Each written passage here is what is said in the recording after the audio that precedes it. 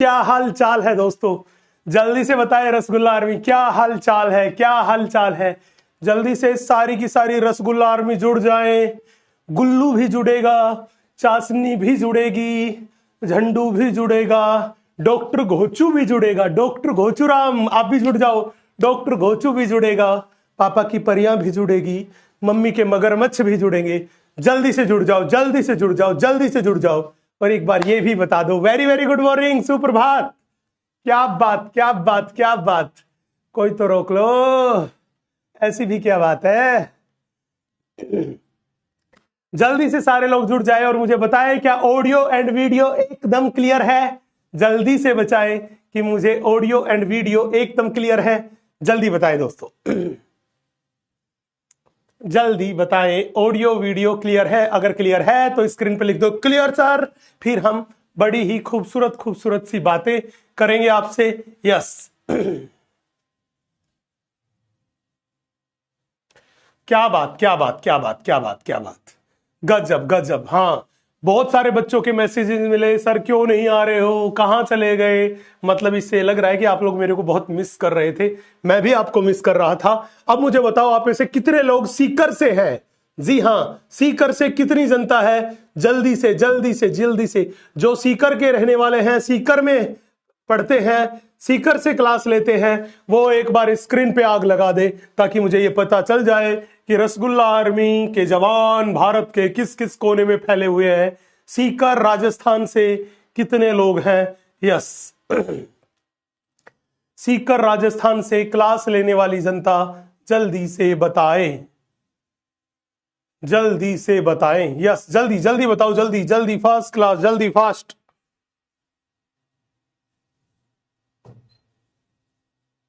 सीकर राजस्थान से क्लास लेने वाली जनता जल्दी से बताए।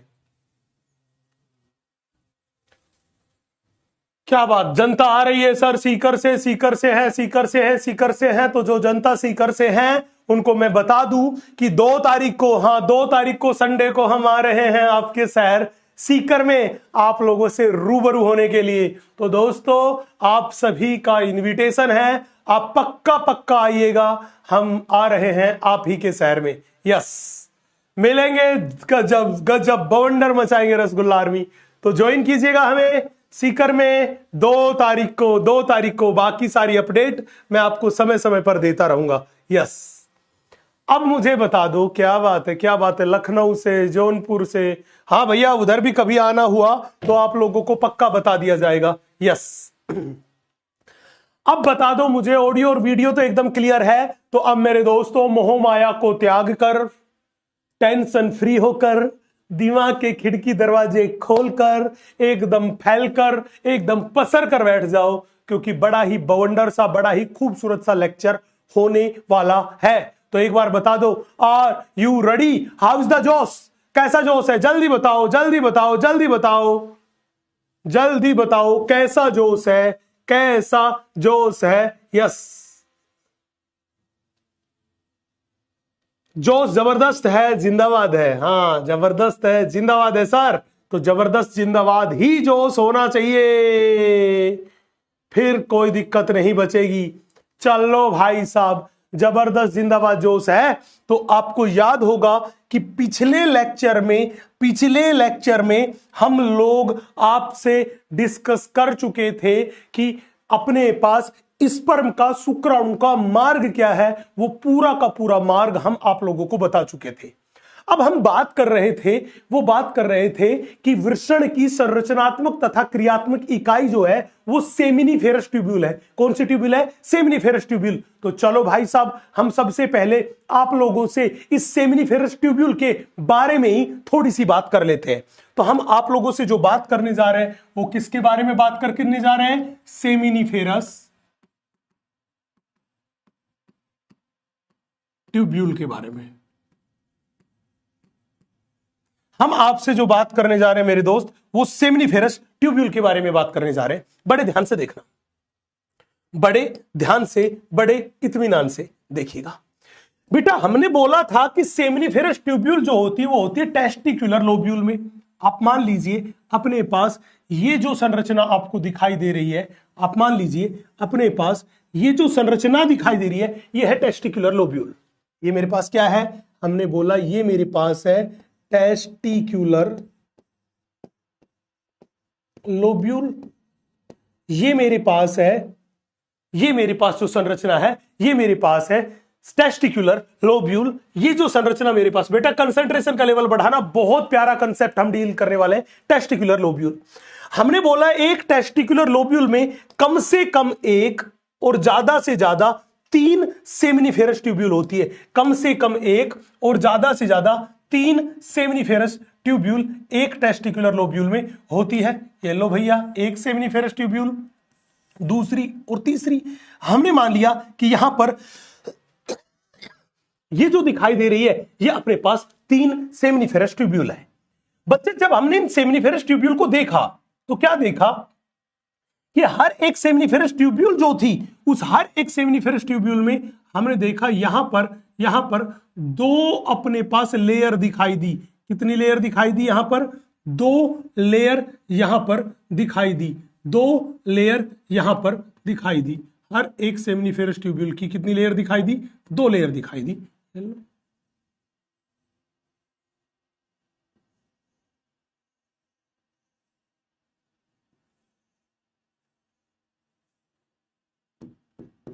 ये लो, हमने हर एक सेमिनिफेरस ट्यूब्यूल को बहुत बारीकी से देखा।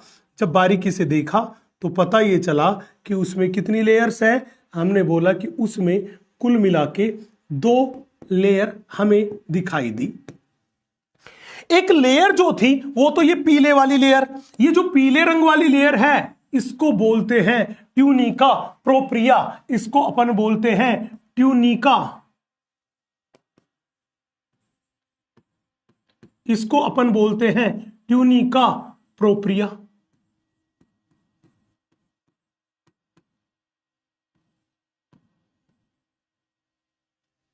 इसको बोलते हैं ट्यूनिका प्रोप्रिया वाली लेयर।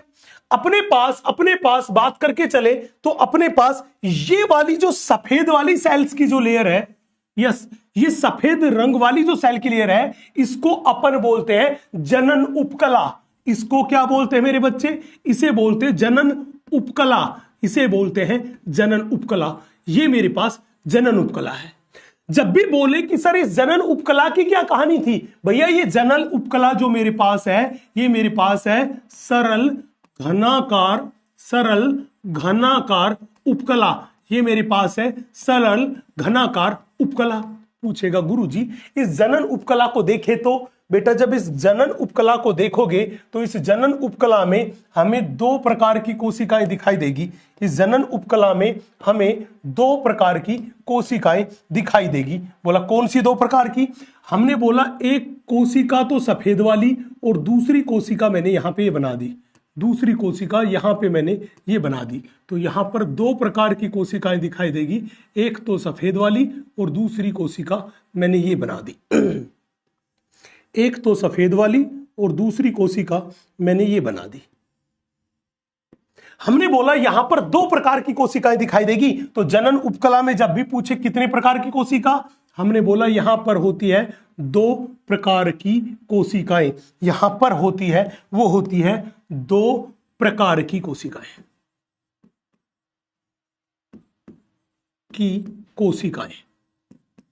पूछेगा सर आप बताओ इस जनन उपकला में ये जो 2 प्रकार की कोशिकाएं हैं ये कौन कौन सी है? बेटा पहली कोशिका को अपन बोलते हैं स्पर्मेटोगोनिया। पहली कोशिका को बोलते हैं स्पर्मेटोगोनिया। इस स्पर्मेटोगोनिया का ही दूसरा नाम है शुक्र जन कोशिका। इसी को बोलते हैं शुक्र जन कोशिका। ये जो कोशिका है इसी का नाम है नर जर्म कोशिका। इसी का नाम है नर जर्म कोशिका। पूछेगा सर यहां पे पहली कोशिका तो हो गई, दूसरी कोशिका कौन सी है? बेटा जो दूसरी कोशिका है उसका नाम है सर्टोली कोशिका,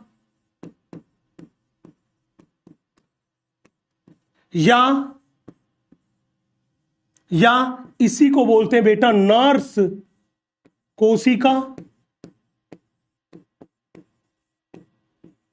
या इसी को बोलते हैं सस्टेंटाकुलर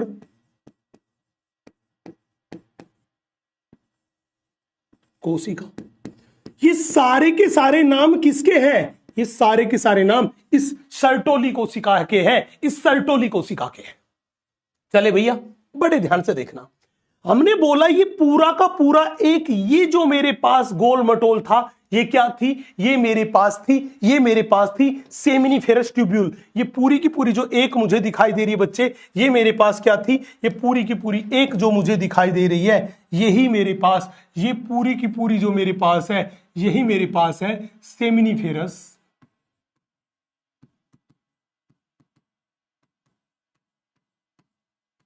ट्यूब्यूल्स। यही मेरे पास है सेमिनिफेरस ट्यूब्यूल्स। बोला सर ठीक है, अगर ये सेमिनिफेरस ट्यूब्यूल है तो सीधी सी बात है ये जो मेरे पास होगी ये तो इस सेमिनिफेरस ट्यूब्यूल की क्या होगी? गुहा। ये तो क्या होगी? गुहा। अब देखिए एक सेमिनिफेरस ट्यूब्यूल ये, एक ये और एक ये। हमने बोला था हर टेस्टिकुलर लोब्यूल में कितनी? मिनिमम एक और मैक्सिमम 3 सेमिनिफेरस ट्यूब्यूल होगी।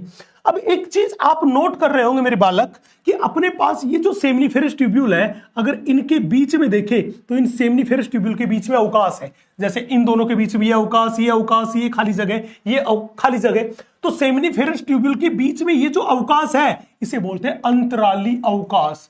इसे क्या बोलते हैं? इसे अपन बोलते हैं अंतराली अवकाश। इसे क्या बोलते हैं? इस अवकाश को अपन बोल के चलते हैं, वो बोल के चलते हैं अंतराली अवकाश। अंतराली अवकाश पूछेगा सर सेमिनिफेरस ट्यूब्यूल के बीच में ये जो अंतराली अवकाश है, इस अंतराली अवकाश का के बारे में क्या खास बात है? बड़े ध्यान से देखना बेटा, जब इस अंतराली अवकाश को देखते हैं तो ये अंतराली अवकाश ऐसा अवकाश था जिसमें द्रव्य पदार्थ भरा होता है। जिसमें क्या भरा होता है? द्रव्य पदार्थ भरा होता है। इस अंतराली अवकाश में क्या भरा होता है? हमने बोला इस अंतराली अवकाश वो अवकाश था जिसमें द्रव्य पदार्थ भरा होता है, और यहां पे भरा हुआ ये द्रव्य पदार्थ है, इसे बोलते हैं अंतराली द्रव्य। इसको ही अपन बोलते हैं अंतराली द्रव्य। यहां पे जो द्रव्य पदार्थ भरा होता है उसे क्या बोलते हैं? उसे बोलते हैं अंतराली द्रव्य। बोला सर ठीक बात है। इसके अलावा इस अंतराली अवकाश में क्या पाए जाते हैं? बेटा इस अंतराली अवकाश में पाई जाती है रक्त वाहिनियां। इस अंतराली अवकाश जो था, इस अंतराली अवकाश में पाई जाती है, वो क्या पाई जाती है? रक्त वाहिनियां। हमने बोला ये रही मेरे पास रक्त वाहिनी, ये रही मेरे पास रक्त वाहिनी। इसके अलावा इस अंतराली अवकाश में बहुत सारी WBCs पाई जाती है। क्या पाई जाती है? यहां पर इस अंतराली अवकाश में पाई जाती है बहुत सारी WBCs। ये लो, हमने बोला ये अंतराली अवकाश जो है इसमें ये रही प्रतिरक्षा कोशिका। प्रतिरक्षा कोशिका, और ये प्रतिरक्षा कोशिका कोई और नहीं, ये अपने पास क्या होती है? हमने बोला ये अपने पास है WBCs। बोला ठीक है। हमने एक चीज और नोट करी, क्या? इस अंतराली अवकाश के अंदर बहुत सारी कोशिकाएं, ये रही। बेटा ये जो कोशिकाएं हैं इनको बोलते हैं लेडिक कोशिका। इनको बोलते हैं लेडिक कोशिका। या इन्हीं कोशिका का दूसरा नाम है अंतराली कोशिका, क्योंकि अंतराली अवकाश में प्रेजेंट है इसलिए इसको बोलते हैं अंतराली कोशिका, लेडिक कोशिका। या ये अंतराली अवकाश में है इसलिए इसको बोल दिया अंतराली कोशिका। अंतराली अवकाश में है इसलिए बोल दिया अंतराली कोशिका। अब बड़े ध्यान से देखना, सवाल सीधा था, एकदम सटीक था, एकदम जबरदस्त था, एकदम जिंदाबाद था कि जब भी बोले कि आप हमें एक बात बताओ, पूछेगा क्या बात बताएं? आप हमें बताओ कि इस अंतराली अवकाश में कौन कौन सी चीजें होती है। तो मेरे डॉक्टर घोचू सुन, इस अंतराली अवकाश में हमें 4 चीजें दिखाई दे रही है। सेमिनिफेरस ट्यूब्यूल्स के बीच के अवकाश में 4 चीजें दिखाई दे रही है। अंतराली द्रव्य भी दिखाई दे रहा है, रक्त वाहिनियां भी दिखाई दे रही है, प्रतिरक्षी कोशिका भी दिखाई दे रही है, और लेडिंग कोशिका। तो मैं कह दूं कि ये सारी की सारी चीजें कहां पर? स्थित होती है तो मैं कहूंगा सेमिनिफेरस ट्यूब्यूल्स के बीच अंतराली अवकाश में स्थित होती है। अरे लिख दूं क्या, बोल देना, लिख दूं क्या, लिख दो गुरुजी। तो मैंने बोला ये सभी सेमिनिफेरस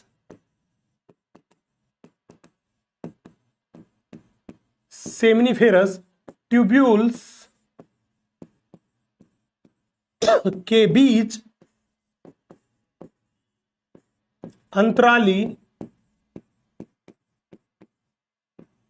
अवकाश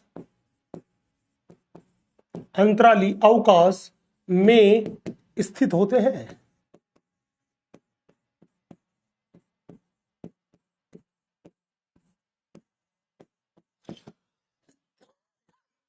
ये सभी कहां, सेमिनिफेरस ट्यूब्यूल्स के बीच के अंतराली अवकाश में स्थित होते हैं।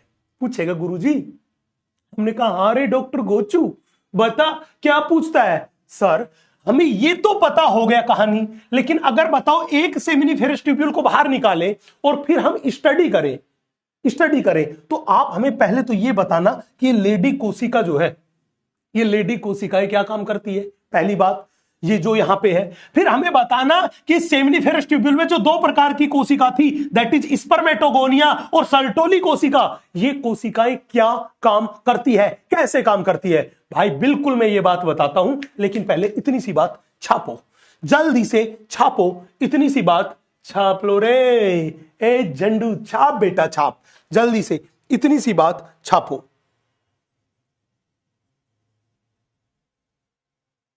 जल्दी से इतनी सी बात छापो।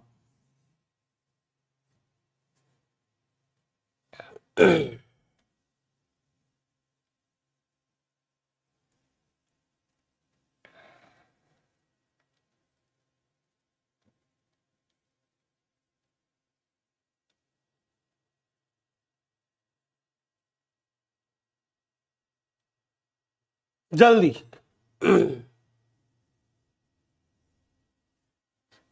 इतनी सी बात छापो।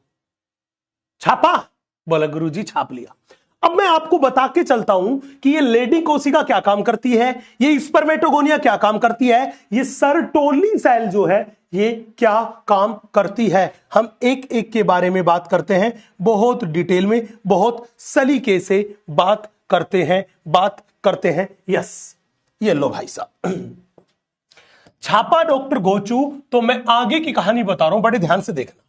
मैं सबसे पहले बात कर रहा हूं आपसे, वो किसके बारे में, मैं बात कर रहा हूं आपसे इस लेडी कोशिका के बारे में,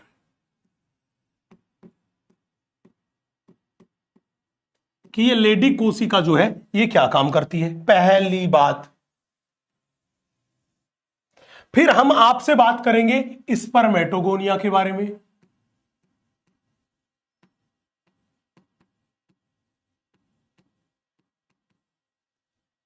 ये स्पर्मेटोगोनिया जो है इसका क्या काम है। फिर हम बात करेंगे आपसे Sertoli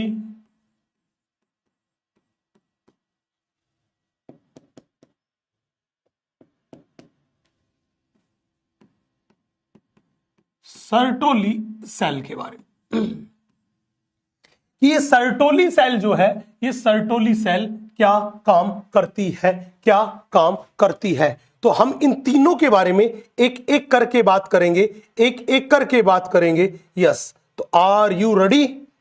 yes, are you ready? करे बात? यस, जल्दी से बताओ, बात करें? यस। तो एक एक करके बात करते हैं हम, एक एक करके बात करते हैं, तीनों के बारे में ही बड़े ध्यान से देखना, बड़े ध्यान से सुनना। सबसे पहली सवाल था, सर ये लेडी कोशिकाएं क्या काम करती है? बेटा आपको पता है लेडी कोशिकाएं अंतराली अवकाश में स्थित होती है। ये वो कोशिकाएं हैं जो एंड्रोजन हार्मोन, जिसको आप बोलते हो टेस्टोस्टेरोन, का संश्लेषण तथा स्त्रावण करती है। तो हमने बोला ये क्या काम करती है, हमने बोला ये एंड्रोजन या मैं कहूं टेस्टोस्टेरोन हार्मोन का संश्लेषण तथा स्त्रावण करती है। तथा स्रावण करती है, तथा स्रावण करती है, तथा स्रावण करती है।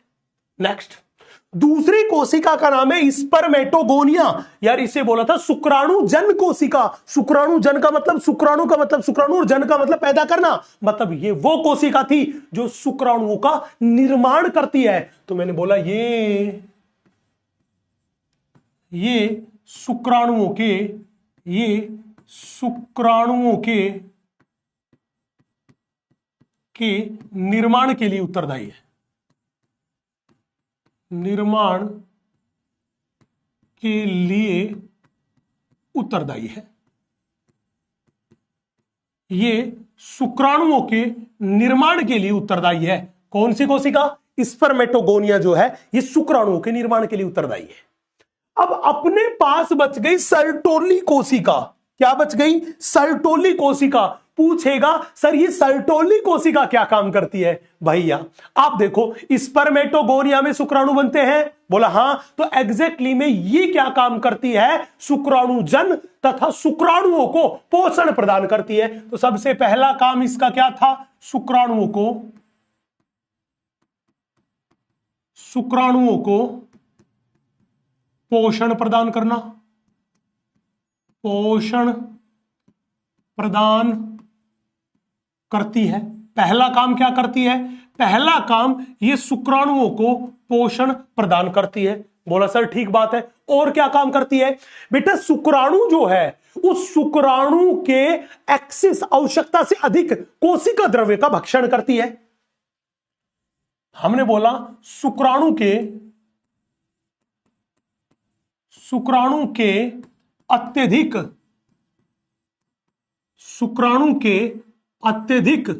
कोशिका द्रव्य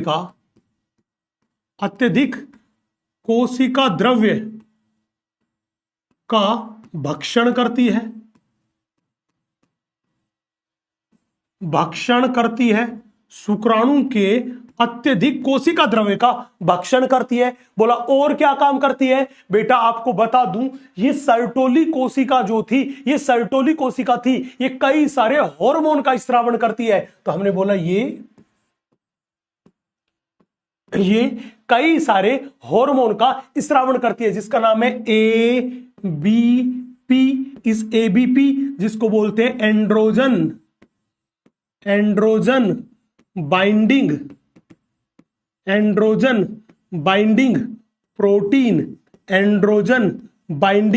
प्रोटीन, इनहिबिन शुक्राणु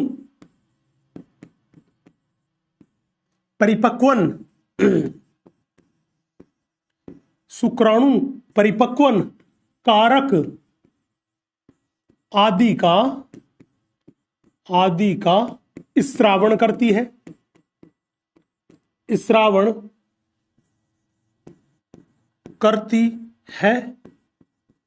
और क्या काम करती है? ये रक्त और वृषण अवरोध का निर्माण करती है। हमने बोला ये रक्त वृषण अवरोध का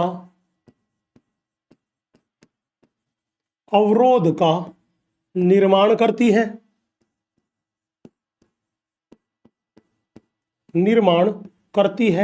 ये रक्त वृषण अवरोध का निर्माण करती है। कौन करती है? हमने बोला सर्टोली कोशिकाएं करती है। और बहुत इंपॉर्टेंट बात एनसीईआरटी ने लिखी है कि एक परिवर्धनशील जो शुक्राणु होता है उसका सिर सर्टोली कोशिकाओं के कोशिका द्रव्य में धसा होता है। बहुत इंपॉर्टेंट बात, हमने बोला परिवर्धनशील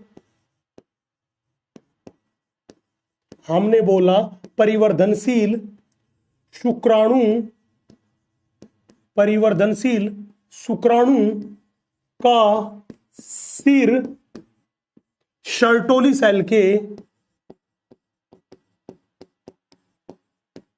सेल्स के कोशिका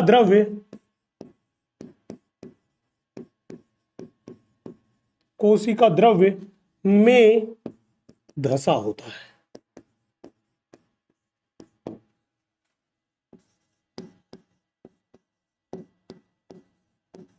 बहुत बहुत इंपॉर्टेंट बात है बेटा, बहुत बहुत इंपॉर्टेंट बात है बेटा, बहुत बहुत इंपॉर्टेंट बात है। तो ये सारे के सारे काम किसके हैं? सर्टोली कोशिका के काम है, सर्टोली कोशिका के काम है। तो जल्दी से इतनी सी बात को नोट कर लो और फिर बोल दो एनसीईआरटी माता की जय हो, जय हो, जय हो। इतनी सी बात को नोट कर लो और फिर बोल दो एनसीईआरटी माता की जय हो, जय हो, जय हो, जय हो, जय हो, जय हो। नोट कर लो, नोट कर लो, नोट कर लो, बोल दो फिर एनसीईआरटी माता की जय हो, जय हो, जय हो।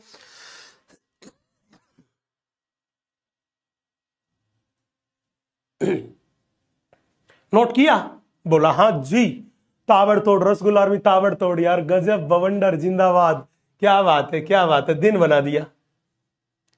अब एक बात हम छोटी सी करते हैं। गुरुजी इतनी बात तो आपने बता दी, लेकिन गुरुजी एक छोटा सा दर्द था, दुख था। चलो भाई तुम्हारा दुख दर्द भी सुन लेते हैं और दूर करने की कोशिश करते हैं। सर आप बताइए कि अगर सेमिनिफेरस ट्यूब्यूल में शुक्राणुओं का निर्माण होगा तो आप बताइए वो शुक्राणुओं का निर्माण जो था वो कैसे होगा, उसकी प्रक्रिया क्या होगी? क्या आप इस बारे में बताएंगे? हमने कहा चलो मैं आपको शुक्राणुओं के निर्माण की क्रियाविधि थोड़ी सी बताता हूं। बहुत डिटेल में तो आगे युग्मक जनन वाले पोर्शन में डील करेंगे, लेकिन शुक्राणुओं के निर्माण की क्रियाविधि का एक थोड़ा सा पोर्शन मैं आपको यहीं पे बता देता हूं। लेकिन बताओ क्या तुम सभी इस चीज के लिए रेडी हो? Are you ready? जल्दी बताओ, आर यू रेडी? यस, जल्दी बताओ, जल्दी बताओ पहले, are you ready? Are you ready? जल्दी बताओ, जल्दी बताओ, आर यू रेडी? बोले यस सर, एकदम रेडी। तो अब थोड़ा कंसंट्रेशन का लेवल बढ़ाना और बड़े ध्यान से देखना, मैं बताता हूं कि कैसे शुक्राणु का निर्माण होता है। मैं उसी प्रक्रिया के बारे में थोड़ी सी बात आपसे करता हूं, ध्यान से देखिएगा। हमने मान लिया मेरे बच्चे कि ये अपने पास टेस्टिकुलर लोब्यूल था,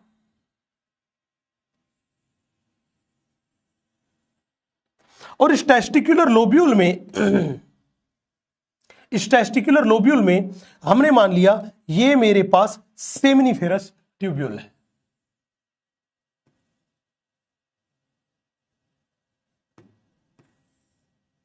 ये मेरे पास सेमिनिफेरस ट्यूब्यूल है। बोला सर ठीक है।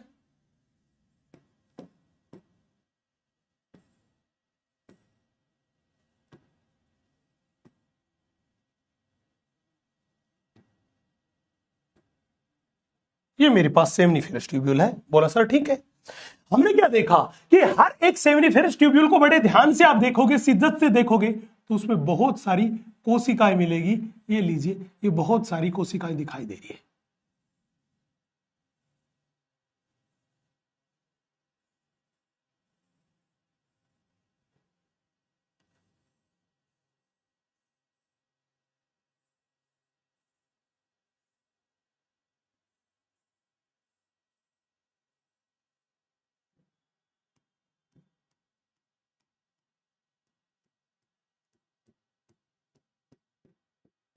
ये लीजिए, इन कोशिकाओं के बीच बीच में हमें कुछ बड़े आकार की कोशिकाएं दिखाई दे रही है।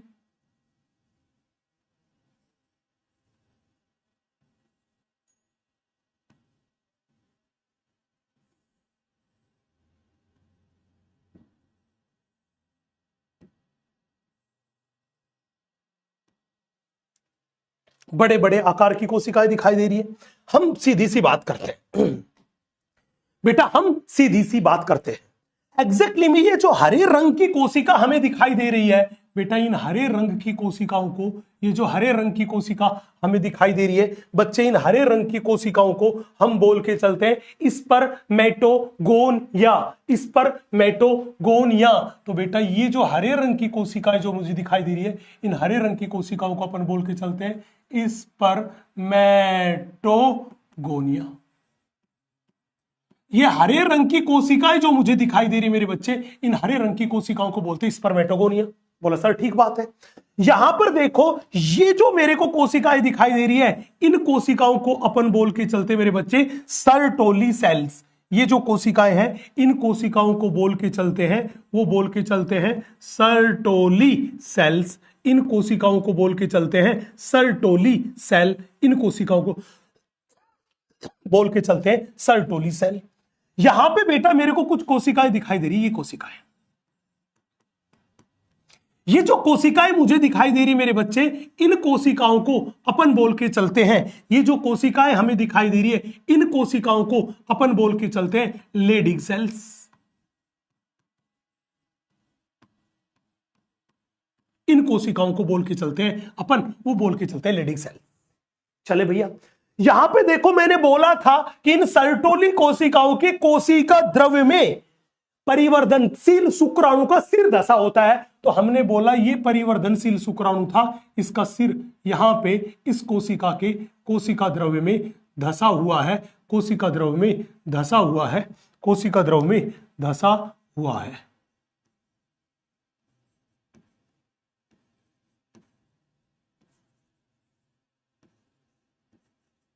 ऐसे बोला हाँ सर बिल्कुल, ये मेरे पास परिवर्तनशील शुक्राणु है। हुआ क्या, याद करो जब भी शुक्र निर्माण की प्रक्रिया होगी तो याद करो हमारे पास हाइपोथैलेमस है जो कि ब्रेन का भाग है। बोला यस, हमने मान लिया ये मेरे पास है, वो मेरे पास है हाइपोथैलेमस। बेटा ये हाइपोथैलेमस जो है ये हमारे ब्रेन का भाग है। किसका भाग है? ब्रेन का भाग है। इस हाइपोथैलेमस से हार्मोन निकल के आएगा और वो हार्मोन कहां जाएगा? वो हार्मोन जाएगा अपने पास अग्र पीयूष ग्रंथि के पास, अग्र पीयूष ग्रंथि के पास, अग्र पीयूष ग्रंथि के पास। तो हाइपोथैलेमस जो था वहां से हार्मोन निकला और वो कहां गया? अग्र पीयूष ग्रंथि के पास। पूछेगा गुरुजी कौन सा हार्मोन? बेटा हाइपोथैलेमस से जो हार्मोन निकल के यहां पे जाता है उस हार्मोन का नाम है GnRH। फुल फॉर्म है gonadotropin releasing hormone. Endocrine gland वाले चैप्टर में पढ़ चुके हैं, गोनेडोट्रोपिन रिलीजिंग हार्मोन। बोला यस सर। अब जो ही ये हार्मोन पीयूष ग्रंथि के पास गया, इस हार्मोन ने पीयूष ग्रंथि के पास जाते ही पीयूष ग्रंथि से स्रावण हुआ, पीयूष ग्रंथि से स्रावण करवाता है। किसका स्रावण करवाता है? पीयूष ग्रंथि से। ये एग्जैक्टली में दो प्रकार के हार्मोन का स्रावण करवाता है। एक तो जाएगा इस सर्टोली सेल के पास, एक हार्मोन जो था वो जाएगा सर्टोली सेल के पास, और एक हार्मोन जाएगा लेडिंग सेल्स के पास। कौन सी सेल्स के पास? लेडिंग सेल्स के पास। पूछेगा गुरुजी क्या आप उन हार्मोन का नाम बता सकते हैं? बिल्कुल बता सकते हैं। सर्टोली सेल के पास जो हार्मोन जाएगा उसे अपन बोलते हैं बेटा FSH। तो FSH हार्मोन कहां जाएगा? सर्टोली कोशिका के पास। लेडिंग सेल्स के पास जो हार्मोन जाएगा उसे बोलते हैं LH। तो LH हार्मोन कहां जाएगा? लेडिंग सेल्स के पास। अब हमने बोला जब सर्टोली सेल के पास ये FSH जाएगा तो FSH सर्टोली सेल को जाके क्या करेगा? प्रेरित करेगा। क्या करेगा? प्रेरित करेगा। बोला भैया प्रेरित करके क्या कहेगा? भैया ये इसको प्रेरित करेगा और प्रेरित करके कहेगा कि तू स्रावण कर, कि तू स्रावण कर। तो बोला ये किसका स्रावण करेगी? जो ही ये प्रेरित करेगा तो प्रेरित करने के बाद यहां से स्रावण होगा, वो स्रावण होगा ABP का। किसका स्रावण होगा? ABP का स्रावण होगा। और दूसरी चीज का स्रावण और करेगी, वो क्या करेगी? शुक्राणु परिपक्वन, शुक्राणु परिपक्वन कारक। दूसरी चीज और थी जिसका स्रावण करवाएगा, वो मेरे पास है शुक्राणु परिपक्वन कारक, शुक्राणु परिपक्वन कारक। बोला सर ठीक है। गुरुजी यहां बताओ, यहां से LH आया, ये LH यहां पे आएगा तो किसका स्रावण होगा? बेटा जब LH यहां पे आएगा तो ये लेडिंग सेल्स को प्रेरित करेगा, और प्रेरित होने के बाद ये जो स्रावण करेगी ये करेगी एंड्रोजन, या मैं कह दूं टेस्टोस्टेरोन का। तो हमने बोला इसने किसका स्रावण किया? इसने स्रावण किया एंड्रोजन। इसने स्रावण किया एंड्रोजन हार्मोन का, that is testosterone testosterone hormone का स्रावण किया, एंड्रोजन हार्मोन का स्रावण किया, टेस्टोस्टेरोन हार्मोन का स्रावण किया। अब पूछेगा इतना काम तो एफएसएच ने करवा दिया, एलएच ने करवा दिया।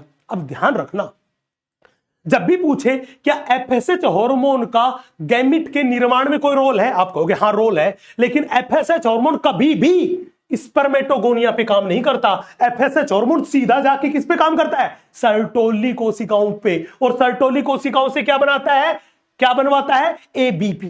अब ये एबीपी है एंड्रोजन बाइंडिंग प्रोटीन, मतलब ये एंड्रोजन जो था ये एबीपी के साथ जुड़ जाएगा। ये एंड्रोजन जो था ये क्या करेगा, ये एबीपी और ये मेरे पास एंड्रोजन, ये दोनों के दोनों जुड़ जाएंगे और जुड़ के ये प्रेरित करेंगे। ये प्रेरित करेंगे, किसको प्रेरित करेंगे? हमने बोला ये जुड़े और जुड़ के इन्होंने प्रेरित किया, इन्होंने प्रेरित किया किसको? स्पर्मेटोगोनिया को। किसको? स्पर्मेटोगोनिया को।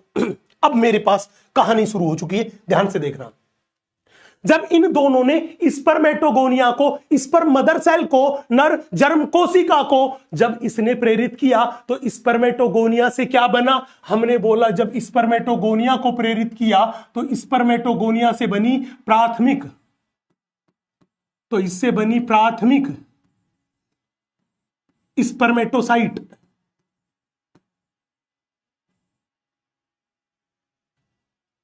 स्पर्मेटोसाइट, प्राथमिक स्पर्मेटोसाइट। इस प्राथमिक स्पर्मेटोसाइट से क्या बनी? इससे बनी द्वितीयक स्पर्मेटोसाइट।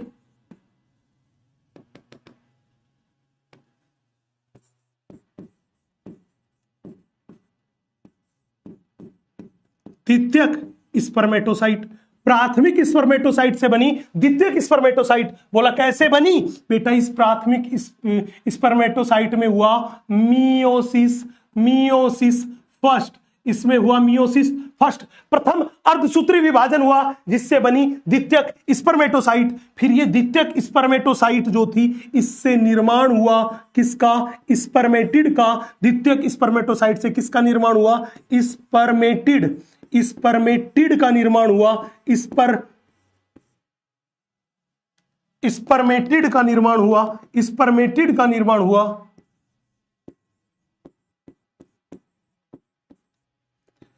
स्पर्मेटिड का निर्माण हुआ। और वो स्पर्मेटिड का निर्माण कैसे हुआ? बेटा यहां पर ये जो द्वितीयक स्पर्मेटोसाइट थी इसमें हुआ अपने पास मियोसिस सेकंड और अपने पास बन गया स्पर्मेटिड। फिर क्या हुआ?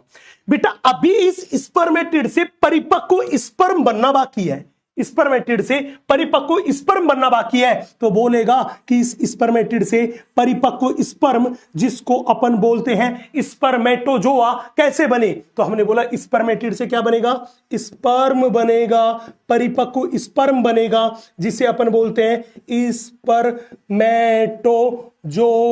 स्पर्मेटोजोआ। तो पूछेगा बताओ इस स्पर्मेटिड से स्पर्मेटोजोआ कैसे बना? कैसे बना? हमने बोला सर्टोली कोशिका से ये शुक्राणु परिपक्वन कारक आया और इसने क्या किया? इस स्पर्मेटिड को स्पर्मेटोजोआ या स्पर्म में बदला। तो अब पूरी कहानी आपकी स्क्रीन पे है, आपके सामने है। क्या है?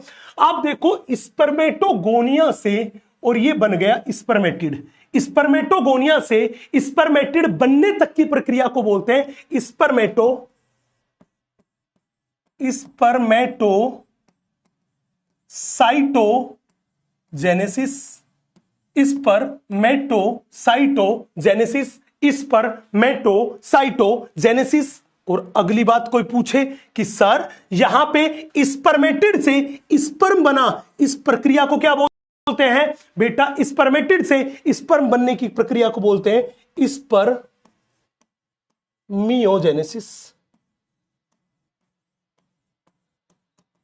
इसी को बोलते हैं स्पर्मियोजेनेसिस, स्पर्मियोजेनेसिस, स्पर्मियोजेनेसिस। यस। तो हमने क्या बोला? हमने ये बोला कि अपने पास स्पर्मेटोजेनेसिस की ये पूरी की पूरी प्रक्रिया थी, बस इसी के द्वारा स्पर्मेटोजेनेसिस हुआ। तो इतनी सी बात को जल्दी से नोट कर लो, याद कर लो, लर्न कर लो मेरे बच्चे, यस, जल्दी से याद कर लो, लर्न कर लो, यस,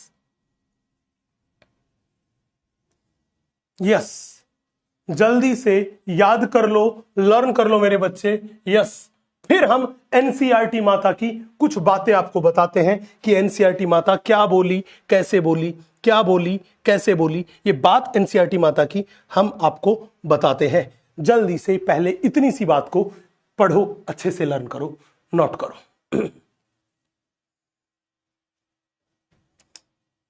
फिर हम एनसीईआरटी माता की बातें आपको बताते हैं, यस।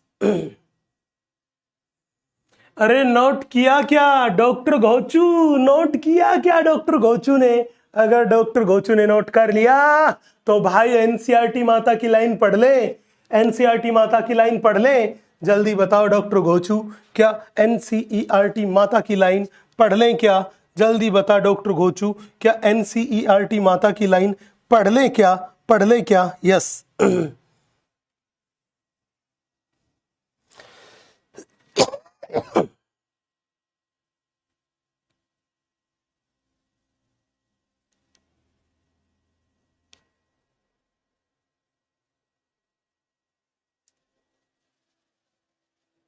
पंकज अपना सवाल लिख मेरे दोस्त, लिख पंकज, तेरा सवाल लिख मेरे दोस्त, यस।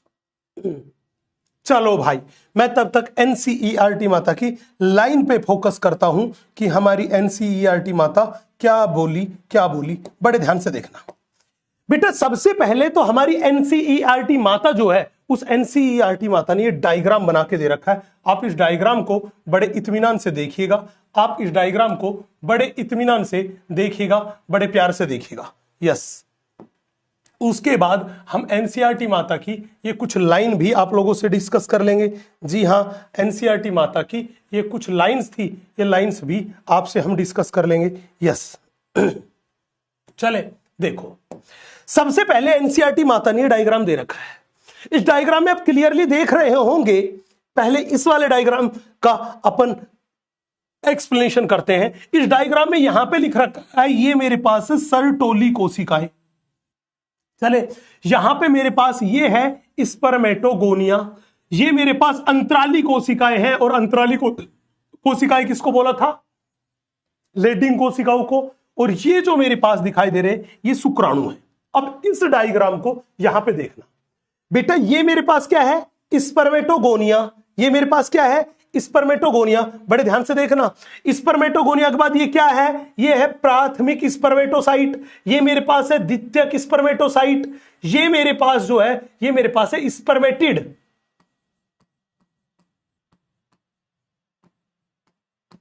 ये मेरे पास है स्पर्मेटिड, ये मेरे पास है स्पर्मेटिड, ये मेरे पास है स्पर्मेटिड। और स्पर्मेटिड के बाद ये मेरे पास है शुक्राणु, ये मेरे पास है शुक्राणु, ये मेरे पास है शुक्राणु, ये मेरे पास है शुक्राणु, यस। ये मेरे पास है शुक्राणु। अब यहां पे एक छोटी सी दिक्कत है। एनसीईआरटी माता ने ये जो शुक्राणु का डायग्राम बना के दे रखा है ना, आप देखो, इसने इसको स्पर्मेटिड लिख रखा है, जबकि स्पर्मेटिड में कभी भी पूंछ नहीं होती। तो एनसीईआरटी माता ने भी घोच पोच कर रखी डायग्राम बना के देने में, क्योंकि शुक्राणु जब बन जाता है तभी पूंछ बनती है। मतलब स्पर्मियोजेनेसिस होने के बाद पूंछ बनती है। स्पर्मेटिड तो गोलाकार होता है। कैसा होता है? गोलाकार, उसमें पूंछ नहीं होती। लेकिन एनसीईआरटी माता ने देखो इस सर्टोली सेल में घुसा रखा है, यस, लेकिन इसमें क्या बना रखी है? पूंछ बना रखी है, जबकि स्पर्मेटिड में पूंछ नहीं होती, स्पर्मेटिड में पूंछ नहीं होती। ये डायग्राम को पक्का ध्यान रखना, इनकी लेबलिंग को पक्का पक्का ध्यान रखना, पक्का पक्का ध्यान रखना, यस। ये हिंदी और इंग्लिश दोनों में सेम ही है बेटा, गड़बड़ है ना। लेकिन अब एनसीईआरटी माता ने ये लिख दिया तो हम क्या करें? हमें तो लेबलिंग यही करनी पड़ेगी, हमें तो लेबलिंग यही करनी पड़ेगी, यस। अब बताओ, क्या इतनी सी कहानी क्लियर है? यस। कैसे कैसे बनता गया? यस, जल्दी बताओ। इस डायग्राम को एक बार दोबारा देखो। बेटा इस डायग्राम में आप देख रहे होंगे कि अपने पास ये जो भाग है ये मेरे पास है गुहा, किसकी? सेमिनिफेरस ट्यूब्यूल की। तो कहने का मतलब स्पर्म बन के किधर जा रहा है? गुहा की तरफ। तो यहां पे देखना ये स्पर्म है तो पक्का ये वाला भाग क्या होगा? ये वाला भाग ही होगा गुहा। स्पर्म जो थे ये इसी गुहा में गिरते रहेंगे, सेमिनिफेरस ट्यूब्यूल की इसी गुहा में गिरते रहेंगे। ये गुहा देखो, स्पर्म कहां जा रहा है? इस गुहा में जा रहा है, तो इधर स्पर्म बनेगा तो इधर क्या होगा? गुहा। क्या होगा? गुहा वाला भाग। अब बताओ क्या इतनी सी कहानी एकदम क्लियर है? क्या इतनी सी कहानी एकदम क्लियर है? यस।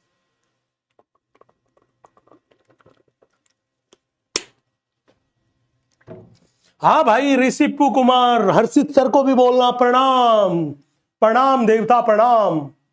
यस, क्या बात है, क्या बात है, क्या बात है। Thank you Harshit sir, thank you इतना सारा प्यार देने के लिए। यस बेटा दिव्या मौर्य पूछ रही सर एबीपी का मतलब क्या होता है? बेटा इसका फुल फॉर्म है एंड्रोजन बाइंडिंग प्रोटीन। मतलब ये वो प्रोटीन थी जिससे एंड्रोजन बाइंड होता है, जुड़ता है ना। ये कोई एबीपी न्यूज चैनल नहीं है।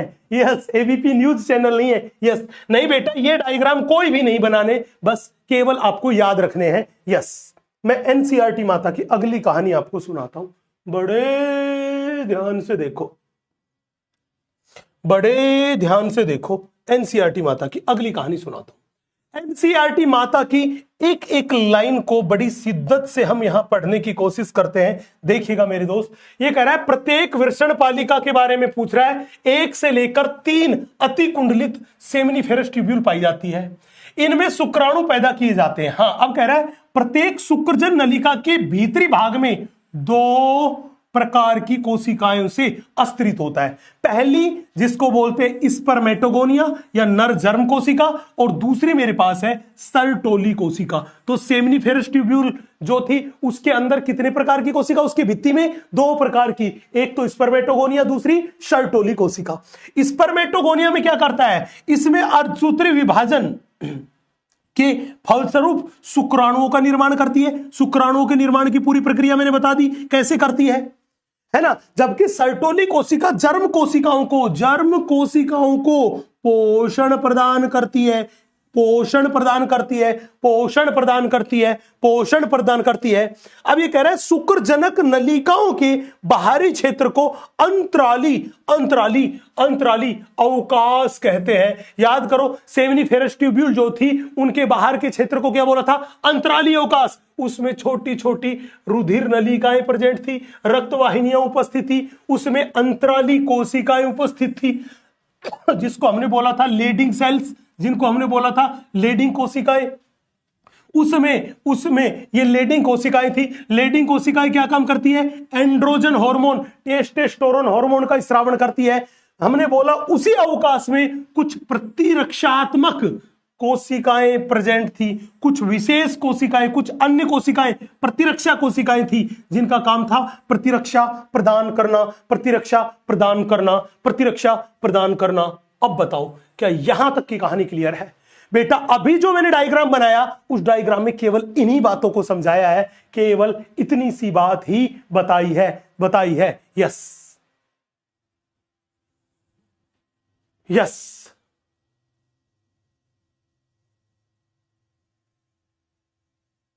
यस, इसमें केवल इतनी सी बात ही बताई है। यस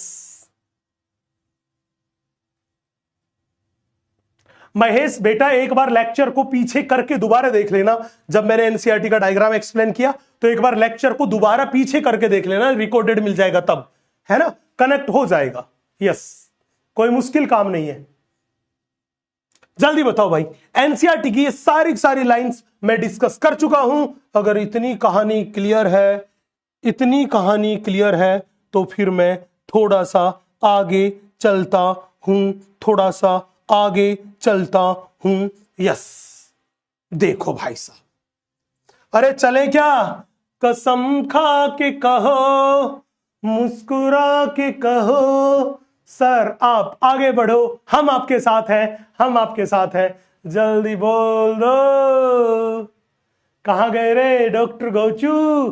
कहां गया रसगुल्ला? कहां गई रसगुल्ली? जल्दी से आ जाओ यार। जल्दी से आ जाओ यार, जल्दी से आ जाओ। Yes, clear. चलो भाई मैं थोड़ा आगे बढ़ता हूं। मैं बात करता हूं आपसे, वो बात करता हूं नर में सहायक सहायक ग्रंथियों के बारे में। नर में सहायक जनन ग्रंथियों के बारे में बात करता हूं। मैं आपसे बात करता हूं नर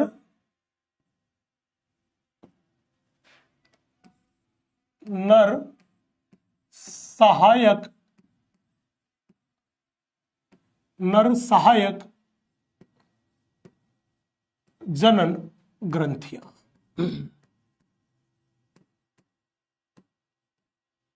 हमने बोला ये मेरे पास है नर की सहायक जनन ग्रंथियां, नर सहायक जनन ग्रंथियां, नर सहायक जनन ग्रंथियां। पूछेगा सर ठीक है गुरुजी ये बताओ नर में ये सहायक जनन ग्रंथियां कौन कौन सी थी और इनका क्या था। बेटा नर में जो सहायक जनन ग्रंथियां थी हमने वो तीन, शुक्राशय के बारे में, प्रोस्टेट ग्रंथि के बारे में और काउपर ग्रंथि के बारे में। ये ग्रंथियां क्षारीय द्रव्य का स्रावण करती है। किसका स्रावण करती है? क्षारीय द्रव्य का। और उस क्षारीय द्रव्य को बोलते हैं सेमिनल प्लाज्मा। तो मैं कह दूं कि ये क्षारीय द्रव्य का स्रावण करती है, स्रावण करती है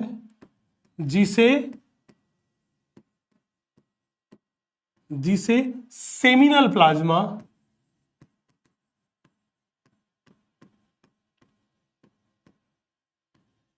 कहते हैं। जिसे क्या कहते हैं? अरे जिसे सेमिनल प्लाज्मा कहते हैं। उस क्षारीय द्रव को क्या कहते हैं बेटा? सेमिनल प्लाज्मा कहते हैं। अब सवाल था गुरुजी आप एक बात बताओ ये सहायक ग्रंथियां है कौन कौन सी? बड़े ध्यान से, बड़े इत्मीनान से देखना बेटा। जब भी सहायक ग्रंथियों के बारे में पूछे तो सबसे पहली मेरे पास है, वो मेरे पास है शुक्राशय।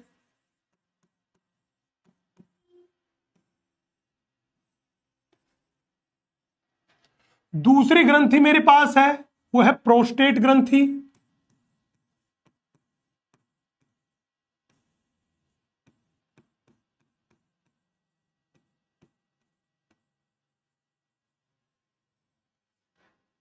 यहां पे तीसरी जो मेरे पास है उसको अपन बोलते हैं काउपर ग्रंथि।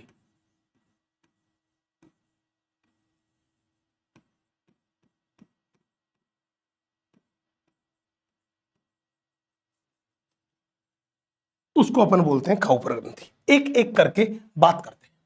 सबसे पहले पूछेगा बताओ शुक्राशय की संख्या कितनी होती है? बेटा हमारे शरीर में शुक्राशय कितने होते हैं? 2। तो मैंने बोला ये कितने हैं? हमने बोला एक जोड़ी। ये कितने हैं? हमने बोला ये शुक्राशय जो है ये होता है एक जोड़ी।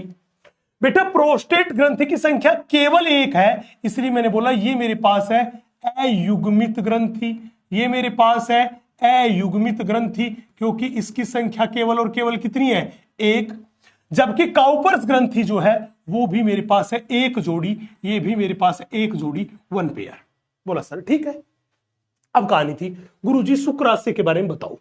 बेटा शुक्राशय जो था वो शुक्राशय हमारे सीमन जो वीर्य बनता है उस वीर्य के लगभग 60 से 70% भाग का स्रावण करता है। तो मैंने बोला ये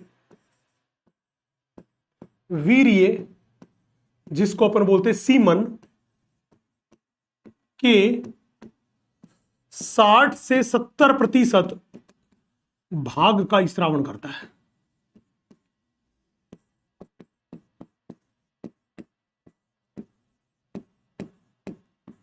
ये वीर्य के 60 से 70% भाग का स्रावण करता है। कौन? शुक्राशय। पूछेगा सर ये प्रोस्टेट ग्रंथि। हमने बोला ये वीर्य के लगभग 30 से 40% भाग का स्रावण करती है।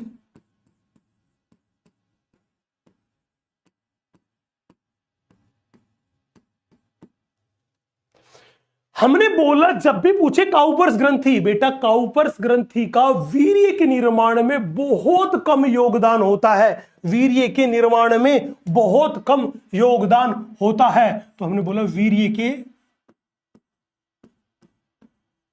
के अति सूक्ष्म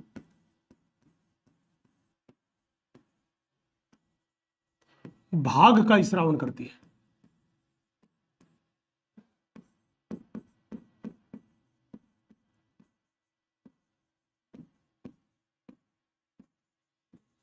वीर्य के अति सूक्ष्म भाग का स्रावन करती है।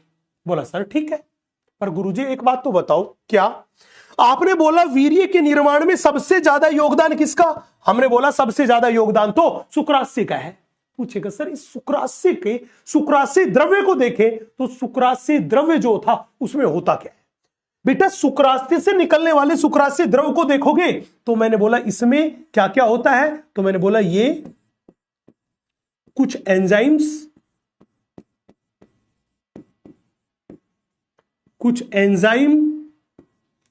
फ्रक्टोज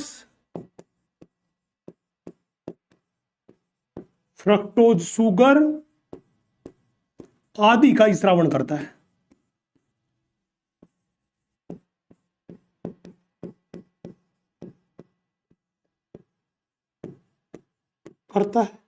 तो जब भी बोले बताओ कुछ एंजाइम फ्रक्टोज शुगर कहां से निकलता है, आप कहोगे शुक्रास्य से निकलता है। पूछेगा गुरुजी ये प्रोस्टेट ग्रंथि के बारे में बता दो ना, इसकी क्या कहानी है? बेटा प्रोस्टेट ग्रंथि से भी कुछ एंजाइम निकलते हैं, कैल्शियम निकलता है, फॉस्फेट, इनका स्रावन करता है। तो मैंने बोला ये कुछ एंजाइम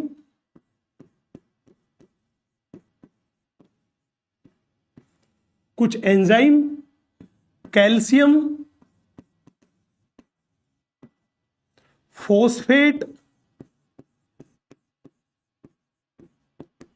आदि का स्रावन करता है।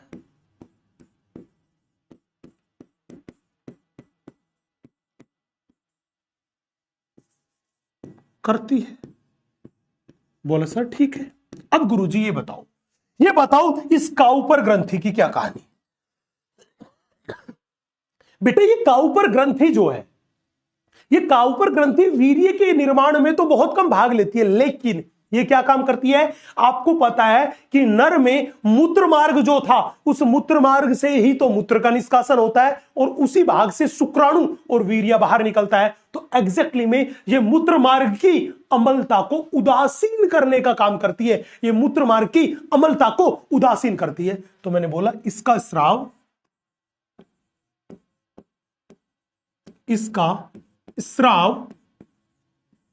मूत्र मार्ग की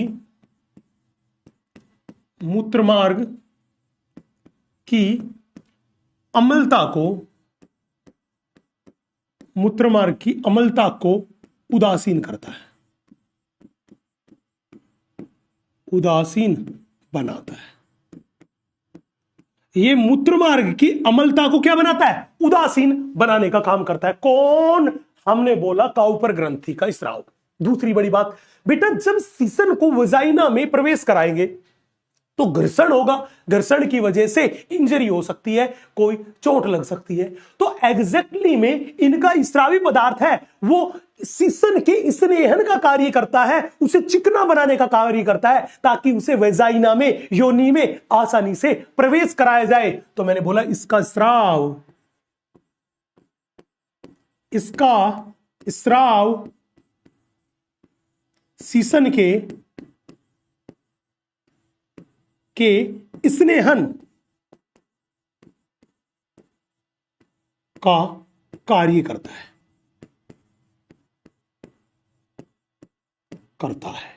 पूछेगा गुरुजी इतनी बात तो ठीक है, लेकिन सर एक बात और बता दो। हमने कहा भाई पूछ, क्या बात बता दे? गुरुजी ये बता दो कि यहां पर आपने बोला यहां पर कुछ एंजाइम है, फ्रक्टोज है, तो आप बता दो ना यहां से जो फ्रक्टोज आया, ये फ्रक्टोज क्या काम करता है? हमने बोला ये फ्रक्टोज शुक्राणु को ऊर्जा प्रदान करता है। तो जब भी फ्रक्टोज का काम पूछे तो हमने क्या बोला? हमने बोला फ्रक्टोज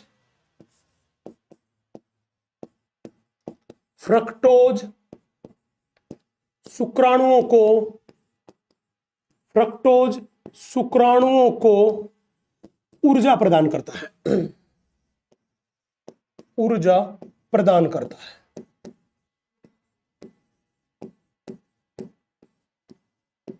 पहली बात।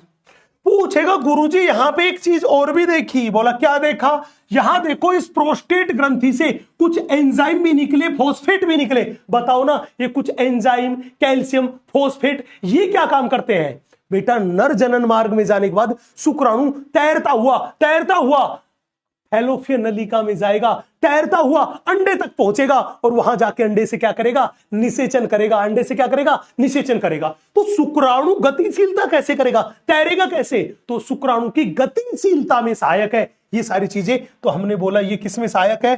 तो हमने बोला ये शुक्राणु की गतिशीलता, शुक्राणु की गतिशीलता के लिए उत्तरदायी है। ये शुक्राणु की गतिशीलता के लिए उत्तरदायी है, शुक्राणु की गतिशीलता के लिए उत्तरदायी है। यस बेटा, यहां पे ये 3 प्रकार की सहायक ग्रंथियां थी जिनके बारे में हमने सारी बात खत्म कर दी है। आप जल्दी से इतनी सी बात को नोट करो, जल्दी से इतनी सी बात को नोट करो। यस,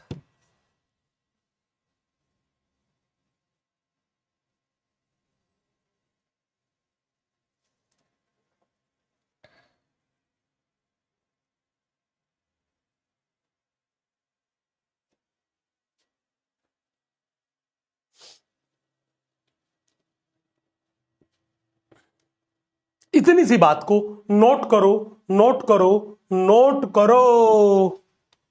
यस, नोट करो, इतनी सी बात को नोट करो, इतनी सी बात को नोट करो। यस, अब भाई इतनी सी बात नोट हो गई है तो मैं अगले एक बड़े ही खूबसूरत से कंसेप्ट को आपसे इंट्रोड्यूस कराता हूं। हमने ये तो बता ही दिया कि वीर्य का जो निर्माण होता है, उस वीर्य के निर्माण में इन तीनों ग्रंथियों का योगदान है। सबसे बड़ा योगदान जो है वो मेरे पास है शुक्राशय का, उसके बाद प्रोस्टेट ग्रंथि का, काउपर्स ग्रंथि का वीर्य निर्माण में बहुत थोड़ा सा चीना मीना योगदान है, जिसको हमने कंसीडर भी करना उचित नहीं समझा है ना। लेकिन है तो सही, चाहे थोड़ा रहे चाहे बड़ा रहे। चले भैया, अब बात थी सर, अब 1 घंटे से बार बार लिख रहे हैं वीर्या को ही लिख रहे हैं सीमन, वीर्या बोल रहे हैं या हम उसको बोल रहे हैं सीमन, एक ही बात है। तो एग्जैक्टली में ये वीर्या और सीमन जो था ये है क्या, ये कैसे बनता है? चले भाई, हम इसी के बारे में बात कर लेते हैं कि ये वीर्या, ये सीमन कैसे बनता है, क्या होता है। बड़े ध्यान से, बड़े इत्मीनान से देखिएगा मेरे दोस्त। हम आपसे बात कर रहे हैं, वो बात कर रहे हैं किसके बारे में? वीर्य के बारे में, सीमन के बारे में। वीर्य के बारे में या मैं कहूं सीमन के बारे में हम आपसे बात कर रहे हैं। हम आपसे बात जो कर रहे हैं वो किसके बारे में बात कर रहे हैं? हम आपसे बात कर रहे हैं वो वीर्य के बारे में बात कर रहे हैं या सीमन के बारे में बात कर रहे हैं? बोला सर ठीक है। पूछेगा सर अब बताइए वीर्य और सीमन है क्या? बेटा मेल में जो व्हाइट कलर का गाढ़ा गाढ़ा और क्षारीय द्रव्य बाहर निकलता है पीनिस से, उसी को क्या बोलते हैं? वीर्या। तो मैं ये कह दूं कि जब भी बात करके चले वीर्या सीमन है क्या, तो मैं कह दूं ये अपने पास है क्षारीय तथा गाढ़ा द्रव्य, क्षारीय तथा गाढ़ा द्रव्य है, क्षारीय तथा गाढ़ा द्रव्य है। तो वीर्य क्या है? हमने बोला ये क्षारीय है और गाढ़ा द्रव्य है, इसे क्या बोलते हैं? वीर्य। पूछेगा सर एक बार जब पेनिस से वीर्य बाहर निकलता है तो उसका आयतन कितना होता है? आयतन कितना होता है? तो अगर कोई कहे वीर्य का आयतन प्रतिस्खलन कितना होता है, तो ये लीजिए, हमसे कोई पूछे कि आप हमें बताओ सीमन का आयतन, सीमन का आयतन, तो हमने बोला ये आयतन जो होता है वो होता है 3 से 4 ml प्रति स्खलन। एक स्खलन में कितना निकलता है वीर्या? 3 से 4 ml निकलता है। पूछेगा गुरुजी 3 से 4 ml वीर्या जो था, अगर इस वीर्य को हम इकट्ठा करें और फिर चेक करें तो इस वीर्य में क्या स्पर्म होंगे? हमने कहा हाँ। तो अगर कोई पूछे कि बताओ स्खलन, प्रत्येक स्खलन में स्पर्म की संख्या, अगर कोई पूछे स्पर्म्स की संख्या कि एक बार जब वीर्य बाहर निकला था 3 से 4 ml तो उसमें कितने स्पर्म थे? तो इसमें स्पर्म थे लगभग 200 से 300 मिलियन, 200 से 300 मिलियन प्रति स्खलन। हमने बोला एक बार के स्खलन में कितने थे? 200 से 300 मिलियन। और बेटा ये 200 से 300 मिलियन को ही हम बोल के चलते हैं 20 से 30 करोड़, 20 से 30 करोड़ प्रति स्खलन। कि एक स्खलन में कितने 20 से 30 करोड़ स्पर्म बाहर निकलते। बोलेगा गुरुजी एक बात बताओ। हमने कहा पूछो। सर अगर हमसे कोई कहे वीर्या और ये सीमन है, हमने कहा ये लो भाई साहब, हमने बोला ये अपने पास है सीमन, वीर्या है। इस वीर्या में दो चीजें हैं। इस वीर्या में कितनी चीजें मेरे बच्चे? दो चीजें हैं। एक चीज तो है सेमिनल प्लाज्मा,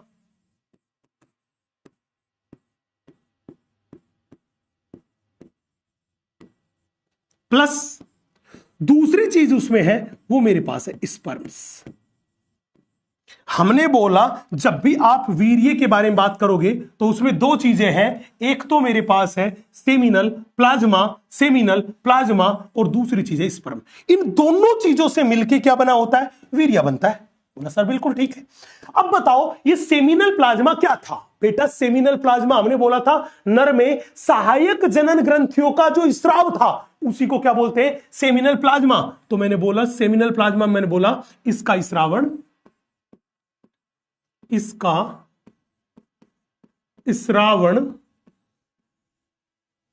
नर सहायक जनन ग्रंथियां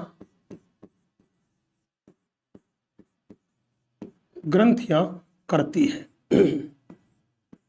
इसका स्रावण कौन करती है? नर की सहायक जनन ग्रंथियां करती है। पूछेगा सर ठीक है, सहायक जनन ग्रंथियां कौन सी थी? शुक्राशय हो गया, प्रोस्टेट ग्रंथि होगी, काउपर ग्रंथि, वो इसका स्रावण कर रही है।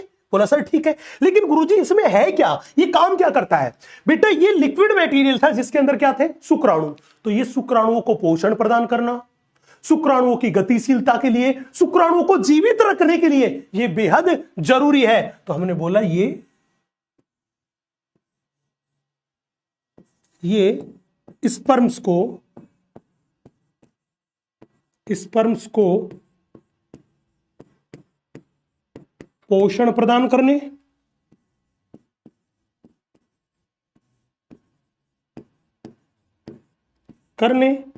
गतिशीलता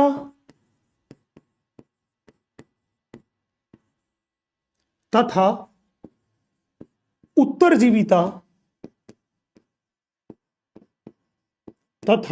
उत्तरजीविता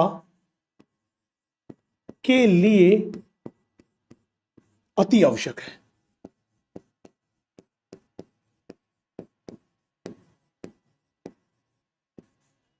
कौन? ये सेमिनल प्लाज्मा।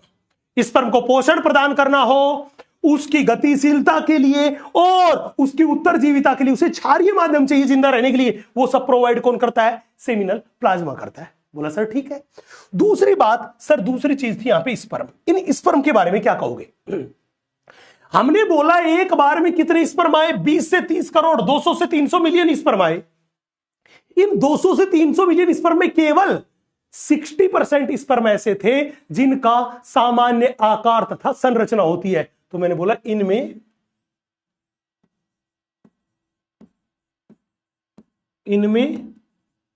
लगभग 60% स्पर्म्स का सामान्य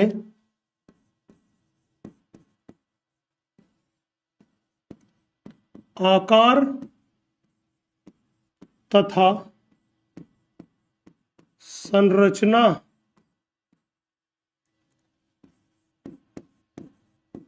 होती है।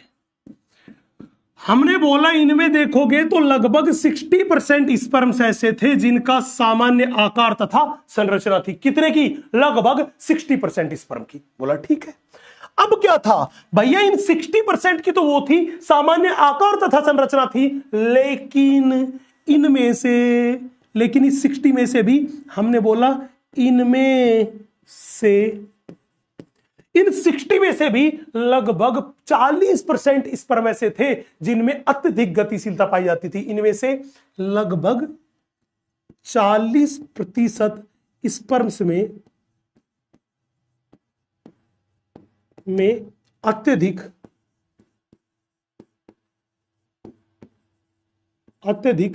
गतिशीलता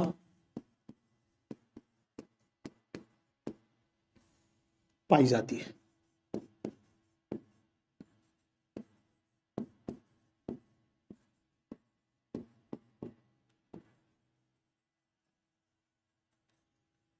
अत्यधिक गतिशीलता पाई जाती है। लगभग 40% स्पर्म में अत्यधिक गतिशीलता पाई जाती है। बेटा ये बहुत बहुत इंपॉर्टेंट बात है, बहुत बहुत इंपॉर्टेंट बात है, आपको इसे याद रखना है। एनसीईआरटी माता ने इसे काफी पीछे दे रखा है, मैंने इस पूरी कहानी को एक ही साथ ले लिया। यस, एनसीईआरटी माता ने तो पीछे दिया, लेकिन मैंने इस पूरी कहानी को एक ही साथ ले लिया ताकि कोई गड़बड़ घोटाला ना रहे। यस,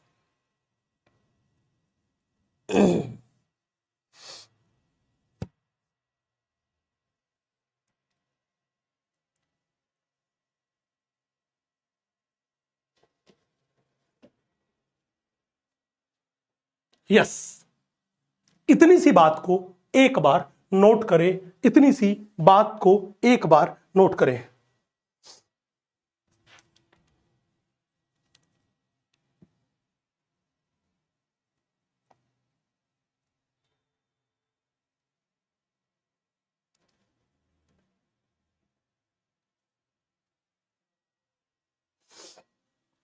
यस, नोट किया।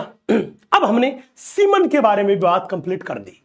सीमन के बाद जो हमें बात करनी है मेरे बच्चे, वो बात करनी है शीशन के बारे में। किसके बारे में? शीशन के बारे में। ये लो भाई साहब, मैं आज के लेक्चर की अंतिम हेडिंग आपके सामने डाल रहा हूं, दैट इज पीनिस। इसी को अपन बोलते हैं शीशन।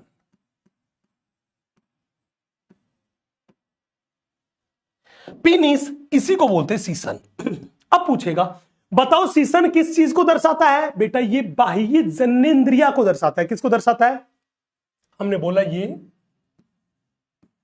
ये नर की बाह्य जननेंद्रिया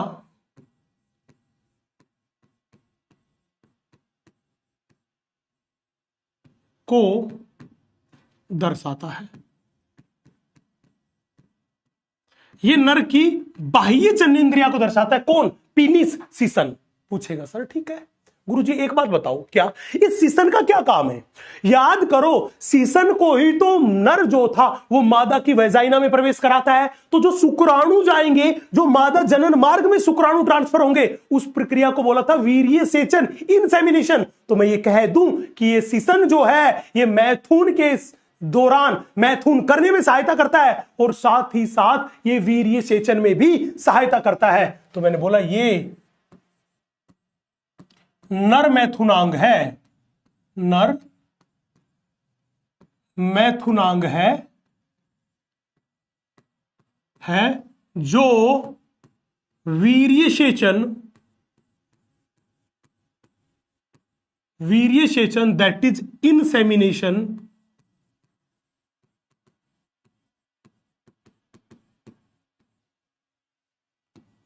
में सहायक है। पूछेगा सर अगर हम नर के सीसन के बारे में बात करके चले तो इस सीसन की क्या खास बात है बेटा? इस सीसन में कुछ विशेष प्रकार के ऊतक पाए जाते हैं जिनमें खड़े होने की या इरेक्शन की क्षमता पाई जाती है। तो मैंने बोला ये विशिष्ट प्रकार के, ये विशिष्ट प्रकार के ऊतक से बना होता है जिसमें उठान या मैं कह दूं इरेक्शन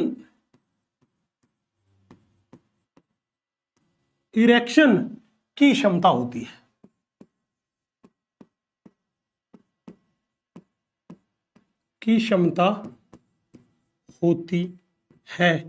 उठान या मैं कहूं इरेक्शन की क्षमता होती है।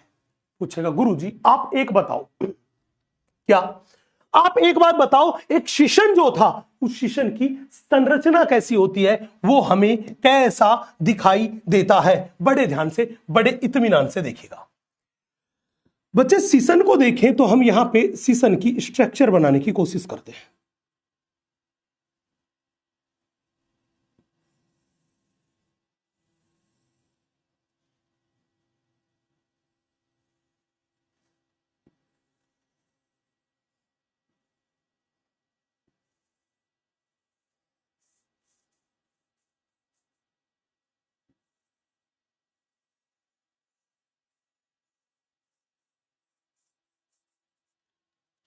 बेटा अगर हम सीसन की संरचना के बारे में बात करके चले तो हम यहां पर सीसन की संरचना बनाने की कोशिश कर रहे हैं।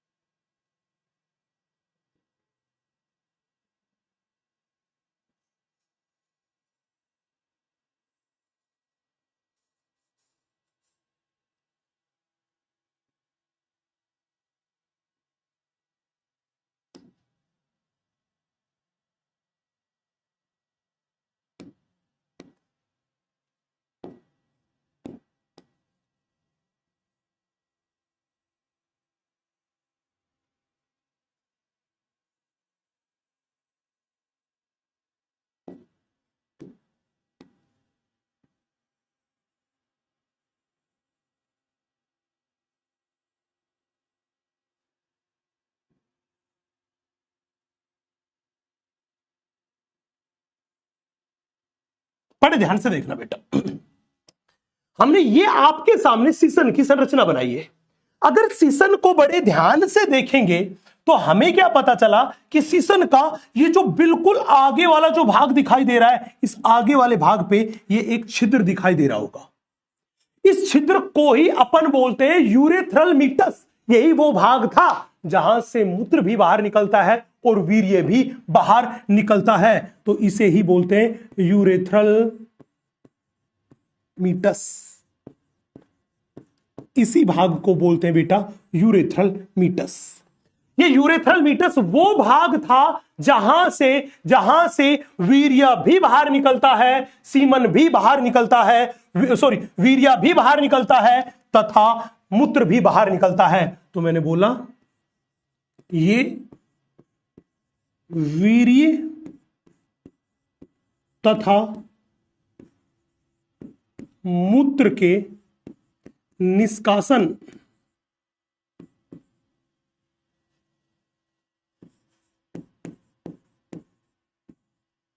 का छिद्र है।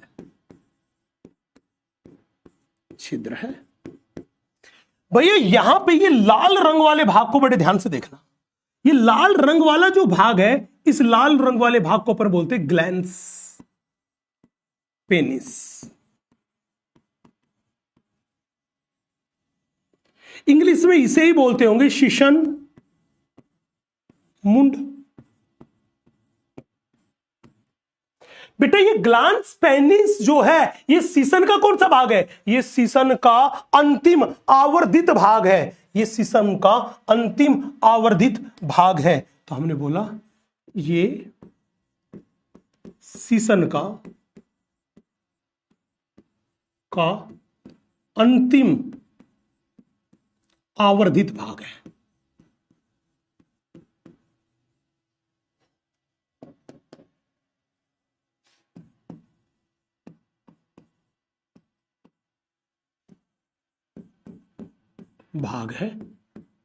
बोला सर ठीक है। यहां पे देखो इस शीशन मुंड के ऊपर की साइड आपको ये त्वचा दिखाई दे रही होगी।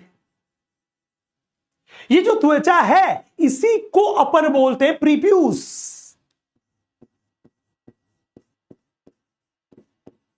या इसी का दूसरा नाम है फोर स्किन। इसी को बोलते हैं प्रीप्यूस, इसी को क्या बोलते हैं फोर स्किन। जब भी पूछेगा ये फोर स्किन है क्या, तो मैं कहूंगा ये वो त्वचा थी जो किसको ढके हुए थी, जो कि ग्लैंस पेनिस को ढके होती है। तो मैं कहा कि ये क्या है, हमने बोला ये पतला लचीला तथा गतिशील त्वचा का वलन है। त्वचा का वलन है। पूछेगा ये वलन क्या काम करता है, मैं कह दूं ये ग्लैंस पेनिस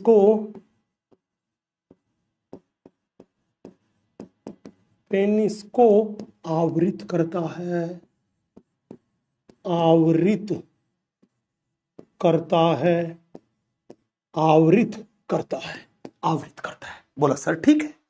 गुरुजी यहां पे एक बात बताओ, क्या ये लाल वाला जो दिखाई दे रहा है ये लाल वाला है क्या? बेटा ये लाल वाला जो मेरे पास है ये भी मेरे पास जो है ये भी मेरे पास क्या है, ये विशेष प्रकार का ऊतक ही है। ये जो विशेष प्रकार का ऊतक है इसे बोलते हैं कॉर्पस।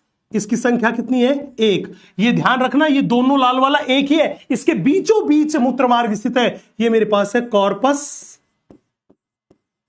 स्पोंजियोसम। ये लाल वाला जो है ये भी इरेक्टाइल टिश्यू ही है, जिसकी संख्या कितनी है? एक। इसे क्या बोलते हैं? कॉर्पस स्पोंजियोसम। लेकिन ये जो सफेद वाले जो दिखाई दे रहे मेरे बच्चे, इनकी संख्या मेरे पास है, वो संख्या मेरे पास है दो। ये दो अलग अलग है।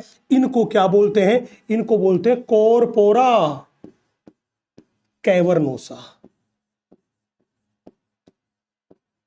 Corpora cavernosa.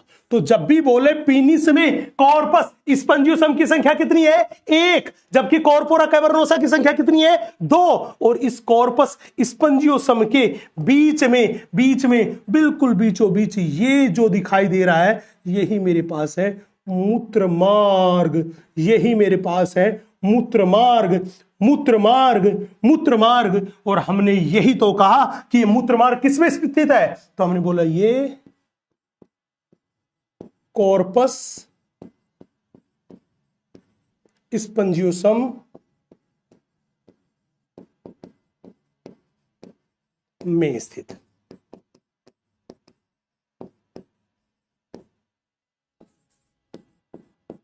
ये कॉर्पस स्पोंजियोसम में स्थित है। कौन? मूत्रमार्ग। यस। ये मेरे पास संरचना है बेटा, ये पीनिस की संरचना है, शीशन की संरचना है, पीनिस की संरचना है, शीशन की संरचना है। एक एक बात, एक एक पॉइंट पीनिस की संरचना के बारे में हमने स्टडी कर लिया है। यस। ये डायग्राम को बनाइए और इस हर एक कंसेप्ट को देखिएगा। फिर मैं आपको एनसीईआरटी माता की जबरदस्त लाइन पढ़ के सुनाता हूं और रसगुल्लों की अदालत में फिर आपको ले चलता हूं। जल्दी से इतनी सी बात नोट कीजिए, इतनी सी बात नोट करें। नोट करें।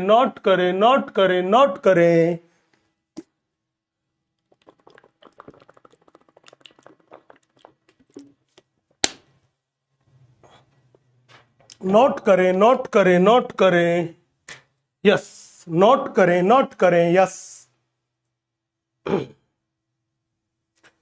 जबरदस्त जिंदाबाद रसगुल्ला आर्मी की साइड से, पूरे भारत की साइड से जबरदस्त जबरदस्त जिंदाबाद प्यार मिल रहा है। उम्मीद कर रहा हूं कि भरपूर प्यार ऐसे ही मिलता रहेगा। अरे यस, आप लोगों की साइड से भरपूर प्यार मिलता रहेगा कि नहीं? जल्दी बता दो, जल्दी बता दो, बता दो रे डॉक्टर गोचू, जल्दी बोल डॉक्टर गोचू, जल्दी बोल। जय rasgulla army. Yes yes yes yes. Note हुआ भाई? अब हम एनसीईआरटी माता की लाइन पढ़ लेते हैं और वो एनसीईआरटी माता की लाइन पढ़ के और फिर भाई साहब हम बिल्कुल रसगुल्लों की अदालत पे चलते हैं। बड़े ध्यान से देखना क्या बोली एनसीईआरटी माता। बता रहे एनसीईआरटी माता क्या बोली? बोली शिशन है वो बाहरी जननेंद्रिय है। बिल्कुल सही बात है। यह विशेष प्रकार के ऊतकों से बना होता है जिसमें उठान और इरेक्शन की क्षमता होती है, उठान में सहायक है। ये किसमें? हमने बोला ये वीर्य सेचन को सुगम बनाने का काम करता है। पेनिस किसका काम करता है? वीर्य सेचन को सुगम बनाता है, उसके लिए उत्तरदायी है। शिशन का अंतिम आवर्धित भाग जो था उसको क्या बोलते हैं? उसे बोलते हैं शिशन मुंड या ग्लैंस पेनिस। और ग्लैंस पेनिस के ऊपर पाई जाती है पतली, लचीली और गतिशील त्वचा जिसे अपन बोलते हैं फोर स्किन, या इसे ही बोलते हैं प्रीप्यूस, या इसे बोल रखा है इसने अग्रछद अग्रछद अग्रछद। अब बता दो मेरी रसगुल्ला आर्मी, क्या इतनी सी कहानी एकदम क्लियर है? जल्दी बता दे मेरी रसगुल्ला आर्मी, क्या एनसीईआरटी माता की ये एक एक लाइन जो है वो क्लियर है? जल्दी बता दो। ये एक एक लाइन मैंने इस एक एक डायग्राम में बता दी है। ये कुछ बातें एनसीईआरटी से बाहर की है लेकिन मोटी मोटी बातें यहीं पे है। एनसीईआरटी माता की किसी भी बात को नहीं छोड़ा है, नहीं छोड़ा है। यस, और एक इंपॉर्टेंट बात, आप लोगों को ये तो पता होगा ना कि भाई साहब एनटीए ने कह दिया है कि पेपर में अब ए पोर्शन और बी पोर्शन नहीं आएगा। बोलो, ये बात पता चल गई ना कि इस बार नीट का जो पेपर होगा उसमें ए पोर्शन बी पोर्शन नहीं आएगा। जो कोरोना के समय लागू किया गया था वो पोर्शन नहीं आएगा। मतलब बी पोर्शन में तुम्हें चॉइस मिलती थी ना कि 15 में से कोई 10 सवाल कर दो, वो चॉइस अब नहीं मिलेगी, नहीं मिलेगी, नहीं मिलेगी, वो चॉइस अब नहीं मिलेगी। यस, तो कहने का मतलब कि नीट के पेपर में ये छोटा सा बदलाव कर दिया, इसी की वजह से पेपर का डिफिकल्टी लेवल बढ़ गया है। तो कहने का मतलब ये निकला बेटा कि पूरी ईमानदारी से पढ़ाई करनी है। वहां पे जो 5 क्वेश्चन में ऑप्शन मिल रहा था 15 में से कोई 10 कर दो, अब वो सुविधा उपलब्ध नहीं हो पाएगी। तो पूरी ईमानदारी से मेहनत करनी है। अब सारे के सारे सवाल आएंगे वो कंपलसरी आएंगे, भैया करो। कोई उनमें ऑप्शन नहीं रहेगा आपके पास छोड़ने वाला कि ये नहीं तो वो कर लूं, वो कर लूं, ऐसा कोई ऑप्शन नहीं रहेगा। तो पूरी शिद्दत से पढ़ाई करनी है, क्योंकि अगर ये नियम आ गया तो नीट का लेवल थोड़ा सा ऑटोमेटिकली बढ़ गया। और जैसा कि हम पूर्व अनुमान लगा रहे थे कि इस साल 720 की तो ऐसे रेवड़ियां बटी थी कि पूछो मत। जिस गली मोहल्ले से गुजरो 720 मेरे भी, मेरे भी, मेरे भी। तो एनटीए ने उस पर लगाम लगाने की कोशिश की है कि भैया नीट का एग्जाम भारत का एक बहुत ही रेपुटेटेड एग्जाम है। उस रेपुटेटेड एग्जाम के द्वारा एक धरती का भगवान दैट इज डॉक्टर बनता है। तो डॉक्टर बनने वाले एग्जाम को ऐसे कचरापंथी में मत ले जाओ, उसकी एक वैल्यू रखो ताकि कोई ये माने कि इस एग्जाम को क्रैक करके मेडिकल कॉलेज में गया है तो वो कोई औकात वाला ही होगा, ऐरा गैरा नत्थू खैरा नहीं होगा, औकात वाला होगा। तो बेटा ध्यान रखना, जान लगा देना, क्योंकि इस बार आपका असली दम देखने को मिलेगा, असली दम देखने को मिलेगा। यस, तो भाई मेरी बात समझ में आ गई ना? दम देखने को मिलेगा, जबरदस्त जबरदस्त जबरदस्त। हाँ यस, अब आ जाओ, मैं आपको लेके चलता हूं इस रसगुल्लों की अदालत में। मैं आपको लेके चलता हूं मेरे बच्चे इस रसगुल्लों की अदालत में। और इस रसगुल्लों की अदालत का सबसे पहला सवाल ये रहा आपकी स्क्रीन पर। इस रसगुल्ले की अदालत का सबसे पहला सवाल ये रहा आपकी स्क्रीन पर। बड़ा ही लल्लू सवाल है, एकदम लल्लू सवाल है। एकदम डॉक्टर गोचू की तरह गोचू सवाल है, एकदम डॉक्टर गोचू की तरह गोचू सवाल है। जल्दी से इस गोचू सवाल का जवाब दीजिए। डॉक्टर गोचू की तरह एकदम गोचू सवाल है। याद करो मैंने कौन सा हार्मोन बताया था जो सर्टोली कोशिका पे जाके काम कर रहा था। बेटा ये ICSH है, ये LH हार्मोन का ही दूसरा नाम है, interstitial cell stimulating hormone. ICSH कह दो चाहे LH कह दो, एक ही बात है। बोल रहे एकदम गोचू सवाल, डॉक्टर गोचू के लिए एकदम गोचू सवाल स्क्रीन पर है, गोचू सवाल स्क्रीन पर है। यस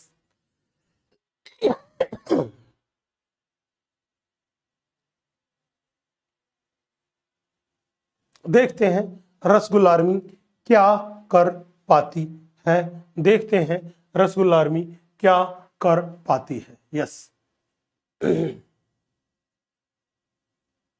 चलो भाई, ये कह रहा है निम्न में से कौन सर्टोली कोशिकाओं पर कार्य करता है। देखो पीयूष ग्रंथि के अग्रभाग से निकलने वाला LH था वो तो लेडिक कोशिकाओं पे कार्य कर रहा था, जबकि FSH जो था वो सर्टोली कोशिकाओं पे कार्य कर रहा था। तो आंसर गया 1 1 1, आंसर गया 1 1 1। अरे बेहतरीन भाई, बेहतरीन बेहतरीन, 73% से ज्यादा जनता का सही जवाब। और यहां पे देखना भाई साहब, यहां पे बवंडर मचा दिया है।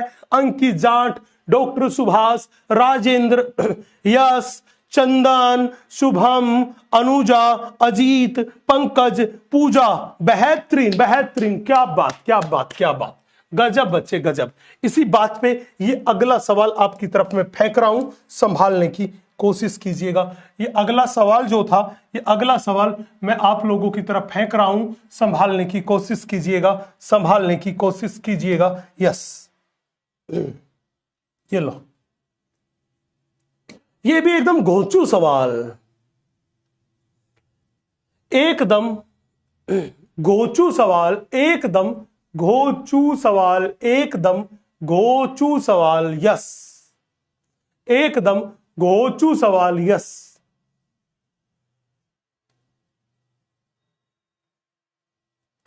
एकदम घोंचू सवाल। यस बेटा ये काउपर ग्रंथि हो गया,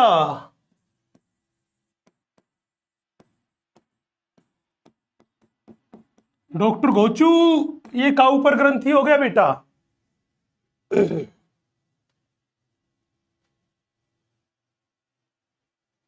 ये कह रहा है सवाल में कि इनमें से अयुग्मित नर जनन संरचना जिसकी संख्या केवल 1 हो, वृषण तो 2 है, शुक्राशय 2 है, काउपर ग्रंथि 2 है, तो एक कौन थी, प्रोस्टेट ग्रंथि। उत्तर गया 4। ओ भाई साहब 74% से ज्यादा जनता का सही जवाब। क्या बात है, क्या बात, आज क्या खाकर आए हो रसगुल्लो, इरादे नेक नहीं लग रहे, फोड़ के रख रहे हो। क्या बात बेटा, क्या बात। इस बार देखना ये हमारा घोचू है, ये फर्स्ट रैंक पे है। उसके बाद रोहित, राजेंद्र, अंकित जाट पहली पोजीशन से चौथी पे पहुंचा है, नैतिक 5वीं पे, चंदन 6ठी पे, पूजा ने प्रोग्रेस करी 7वीं पे, अर्पिता 8 पे, लक्की 9 पे, विशाल चौधरी 10 पे। कुछ नए नाम भी ऐड हुए। क्या बात क्या बात क्या बात। चलो भाई अजमा के देखते हैं अगले सवाल में, चलो भाई अजमा के देखते हैं अगले सवाल में, अगले सवाल में, अगले सवाल में। जल्दी से अगला सवाल आपकी स्क्रीन पर है, जल्दी से अगला सवाल आपकी स्क्रीन पर है, जल्दी से जवाब दीजिए, जवाब दीजिए, जवाब दीजिए अगले सवाल का, जल्दी से जवाब दीजिए, जवाब दीजिए। आपका समय शुरू हुआ, वो समय शुरू हुआ अब। चल भाई डॉक्टर गोचू, रसगुल्ला तू भी, गुल्लू तू भी, चाशनी तू भी, जल्दी जवाब दे। अरे गुल्लू भी जवाब देगा, चाशनी भी जवाब देगी, है ना। गुल्लू तू भी जवाब दे रे मेरे बेटा। हाँ रसगुल्ला, रस बोले तो चाशनी, गुल्ला तो गुल्ला को प्यार से बोलेंगे गुल्लू, तो गुल्लू भी जवाब देगा, चाशनी भी जवाब देगी, है ना। जल्दी जवाब दे रे, जल्दी जवाब दे रे रसगुल्ला आर्मी के जवान, जल्दी जवाब दे।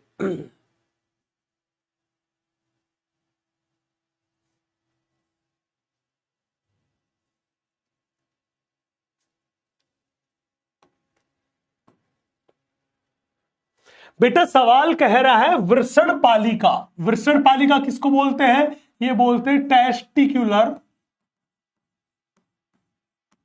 लोब्यूल को। इसमें कौन सी चीज अनुपस्थित होती है? कौन सी चीज है जो टेस्टिकुलर लोब्यूल में अनुपस्थित होती है? ये कह रहा है शुक्र जनरली इकाई सेमिनिफेरस ट्यूब्यूल। भैया 1 से 3 होती है। लीडिंग कोशिकाएं, हाँ उसके अंदर ही होती है, सेमिनिफेरस ट्यूब्यूल के बीच के अंतरालीय अवकाश में। सर्टोनी कोशिकाएं, ये तो सेमिनिफेरस ट्यूब्यूल की भित्ति में होती है, आंतरिक सतह पर। लेकिन इन थीका कोशिकाओं के बारे में हमने कुछ भी नहीं सुना, नहीं सुना, नहीं सुना, नहीं सुना। भाई साहब 72% से ज्यादा जनता का सही जवाब।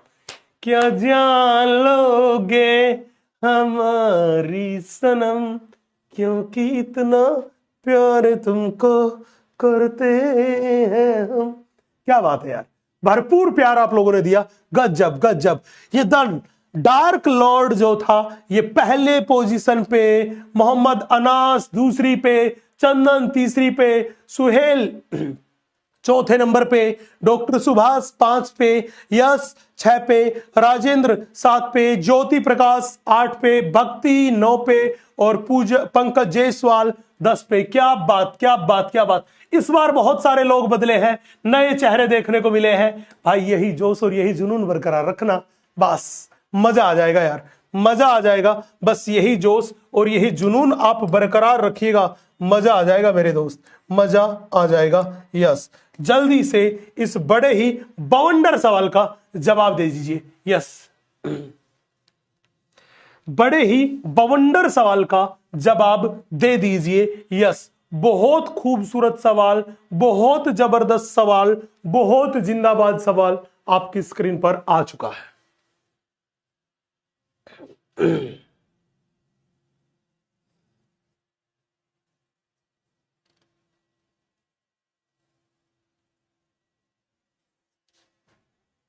दो भाई, जवाब दो।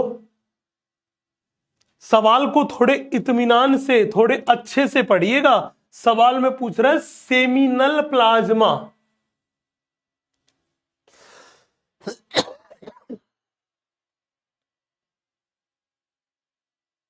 सवाल में पूछ रहा है बेटा सेमिनल प्लाज्मा, जल्दी जवाब दो।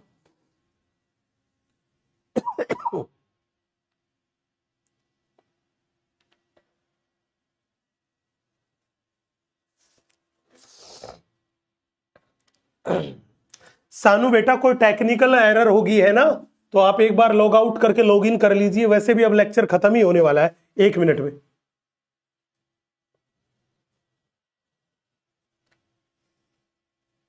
चलो, ये कह रहा है सेमिनल प्लाज्मा का निर्माण कौन करता है? याद करो, हमने बोला था सेमिनल प्लाज्मा किसको बोलते हैं?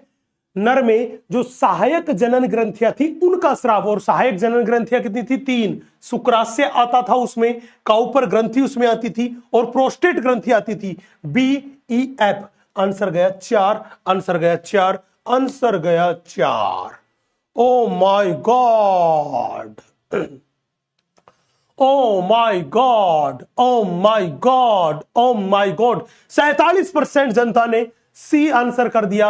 अरे भाई मेरे झंडू बाम, मेरे लाल पीले धोले हरे गुलाबी, ये लिख रखा है सेमिनल प्लाज्मा। इसका स्रावण नर सहायक जनन ग्रंथियां करती है। और यहां पे लिख रखा है नर सहायक जनन ग्रंथियां, ये 3 ही है, ये 3 ही है। अरे मेरे झंडू बाम, तू कहां से आया रे, कहां से आया, कहां चला गया? यस भाई साहब, इस बार देखना दोबारा से हम देख रहे हैं। सबसे जबरदस्त आंसर दिया अंकित जाट, राय स्टार ने दिया। उसके बाद हमारा डॉक्टर घोचू भी आ गया, जेबा मुमताज, शुभम, लक्की, राजेंद्र सैनी। उसके बाद ये क्या है, भीष्मदेव। उसके बाद बुशरा फातिमा। उसके बाद अजीत। ताबड़तोड़ बच्चे, ताबड़तोड़। इन लोगों ने सही जवाब दिया। बहुत सारे नए चेहरे आए। गजब गजब गजब गजब गजब। ये लो भाई साहब, इसी के साथ आज की इस खूबसूरत सी जर्नी का अंतिम सवाल मैं आप लोगों की तरफ फेंक रहा हूं। अंतिम सवाल मैं आप लोगों की तरफ फेंक रहा हूं। यस, जल्दी से सवाल लगाइएगा, जल्दी से सवाल लगाएगा। आज की क्लास का अंतिम सवाल फेंक दिया है आप लोगों की तरफ। आज की क्लास का अंतिम सवाल आप लोगों की तरफ फेंक दिया है। जल्दी से सवाल देखिएगा, जवाब दीजिएगा। बहुत बहुत प्यारा सवाल है, जबरदस्त सवाल है, जिंदाबाद सवाल है। आ जाओ जी।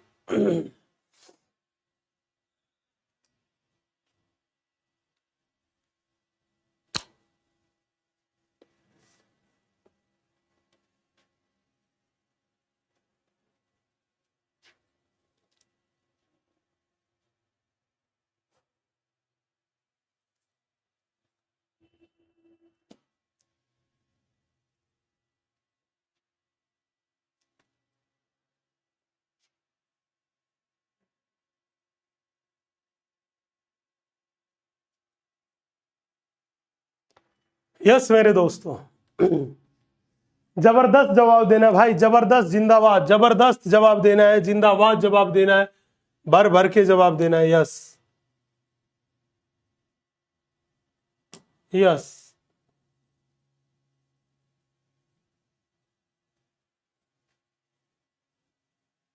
जल्दी से जवाब दे दो, जल्दी से जवाब दे दो, जल्दी से जवाब दे दो, जल्दी से जवाब दे दो। यस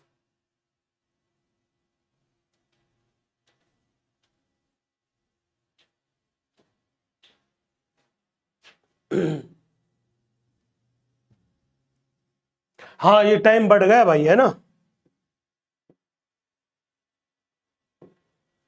जल्दी दे दीजिए।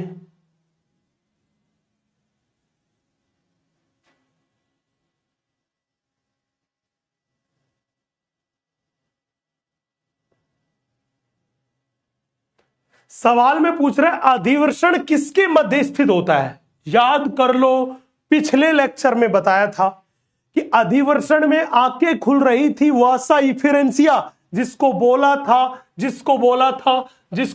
था शुक्रवाहिका, और अधिवर्षण के अंतिम भाग से बन रहा था वास डिफरेंस, जिसको बोला था शुक्रवाहक। तो ये शुक्रवाहक और शुक्रवाहिका के बीच में खुलता है, बीच में खुलता है भाई सब, बीच में स्थित होता है। 69.75% जनता का सही जवाब है, सही जवाब है। इस बार गणेश, उसके पास दाविस, उसके बाद प्रिंसी, अन्य, उसके बाद कबाड़ी वाला बाबू, बरकतुल्ला, उसके बाद डार्क लॉर्ड, नीतू, दिलकेश, ब्रोदर की शेरनी। हाँ भाई साहब, तो ये लोग हैं जिन्होंने बवंडर मचाया, और मैंने देखा कि पांचों के पांचों सवाल का सही जवाब, सबसे तेज जवाब दिया राजेंद्र सैनी ने, उसके बाद पूजा, उसके बाद अमीशा, उसके बाद तहमीद, उसके बाद प्रिंस, उसके बाद नीतू, उसके बाद अजीत, उसके बाद बुशरा फातिमा, उसके बाद भीष्मदेव, उसके बाद अल्फिया रोशनी। यस, ये लोग हैं जिन्होंने बवंडर मचा दिया। तो एक बार इन सभी के लिए तालियां। क्या बात, क्या बात, क्या बात, गजब गजब, जबरदस्त, जिंदाबाद। और इसी के साथ हम बढ़ते हैं आज के होमवर्क की तरफ। बेटा, सबसे पहला काम NCERT की रीडिंग मारनी है, सबसे पहला काम यही है। दूसरा काम, जो DPP दी गई है उस DPP को लगाओ। मैंने पिछली जो DPP दी थी उसमें यहां तक के सवाल दे दिए थे, उन्हें आप लगाओ। और तीसरी बात, एक्सरसाइज नंबर 1 में नर जनन तंत्र के सवाल, नर जनन तंत्र के क्वेश्चंस लगाओ। एक्सरसाइज नंबर 1 में नर जनन तंत्र के जो क्वेश्चन दे रखे वो पक्के पक्के से लगाओ।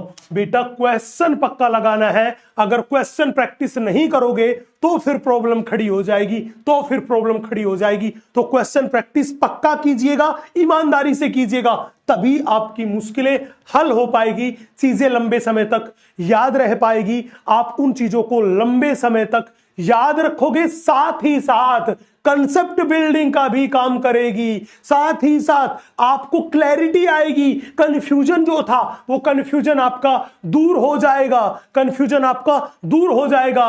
और चैप्टर को रिवीजन का भी एक बहुत अच्छा तरीका है क्वेश्चन प्रैक्टिस। क्वेश्चन प्रैक्टिस, किसी भी सीखे गए कंसेप्ट को इंप्लीमेंट कैसे करना है उसको भी हम सीख सकते हैं क्वेश्चन प्रैक्टिस से। तो क्वेश्चन प्रैक्टिस को हल्के में मत लेना। जो लोग क्वेश्चन प्रैक्टिस नहीं करते, केवल थ्योरी थ्योरी पढ़ते रहते हैं, भाई जब पेपर सामने आता है तो भाई साहब मुंह में झाग आ जाते हैं देख के, क्यों भाई साहब मैं तो कंफ्यूज हो गया, एक ऑप्शन नहीं आता, दूसरा मेरे को तो ये सेम सेम लग रहे हैं। तो हमें इन सब चीजों को, कंफ्यूजन को दूर करना है, कंसेप्ट में क्लैरिटी चाहिए, तो क्वेश्चन प्रैक्टिस बेहद जरूरी है। पूरी ईमानदारी के साथ करिएगा। यस, जहां पर भी आपको एनसीईआरटी बेस्ड क्वेश्चन मिले लगा लीजिएगा।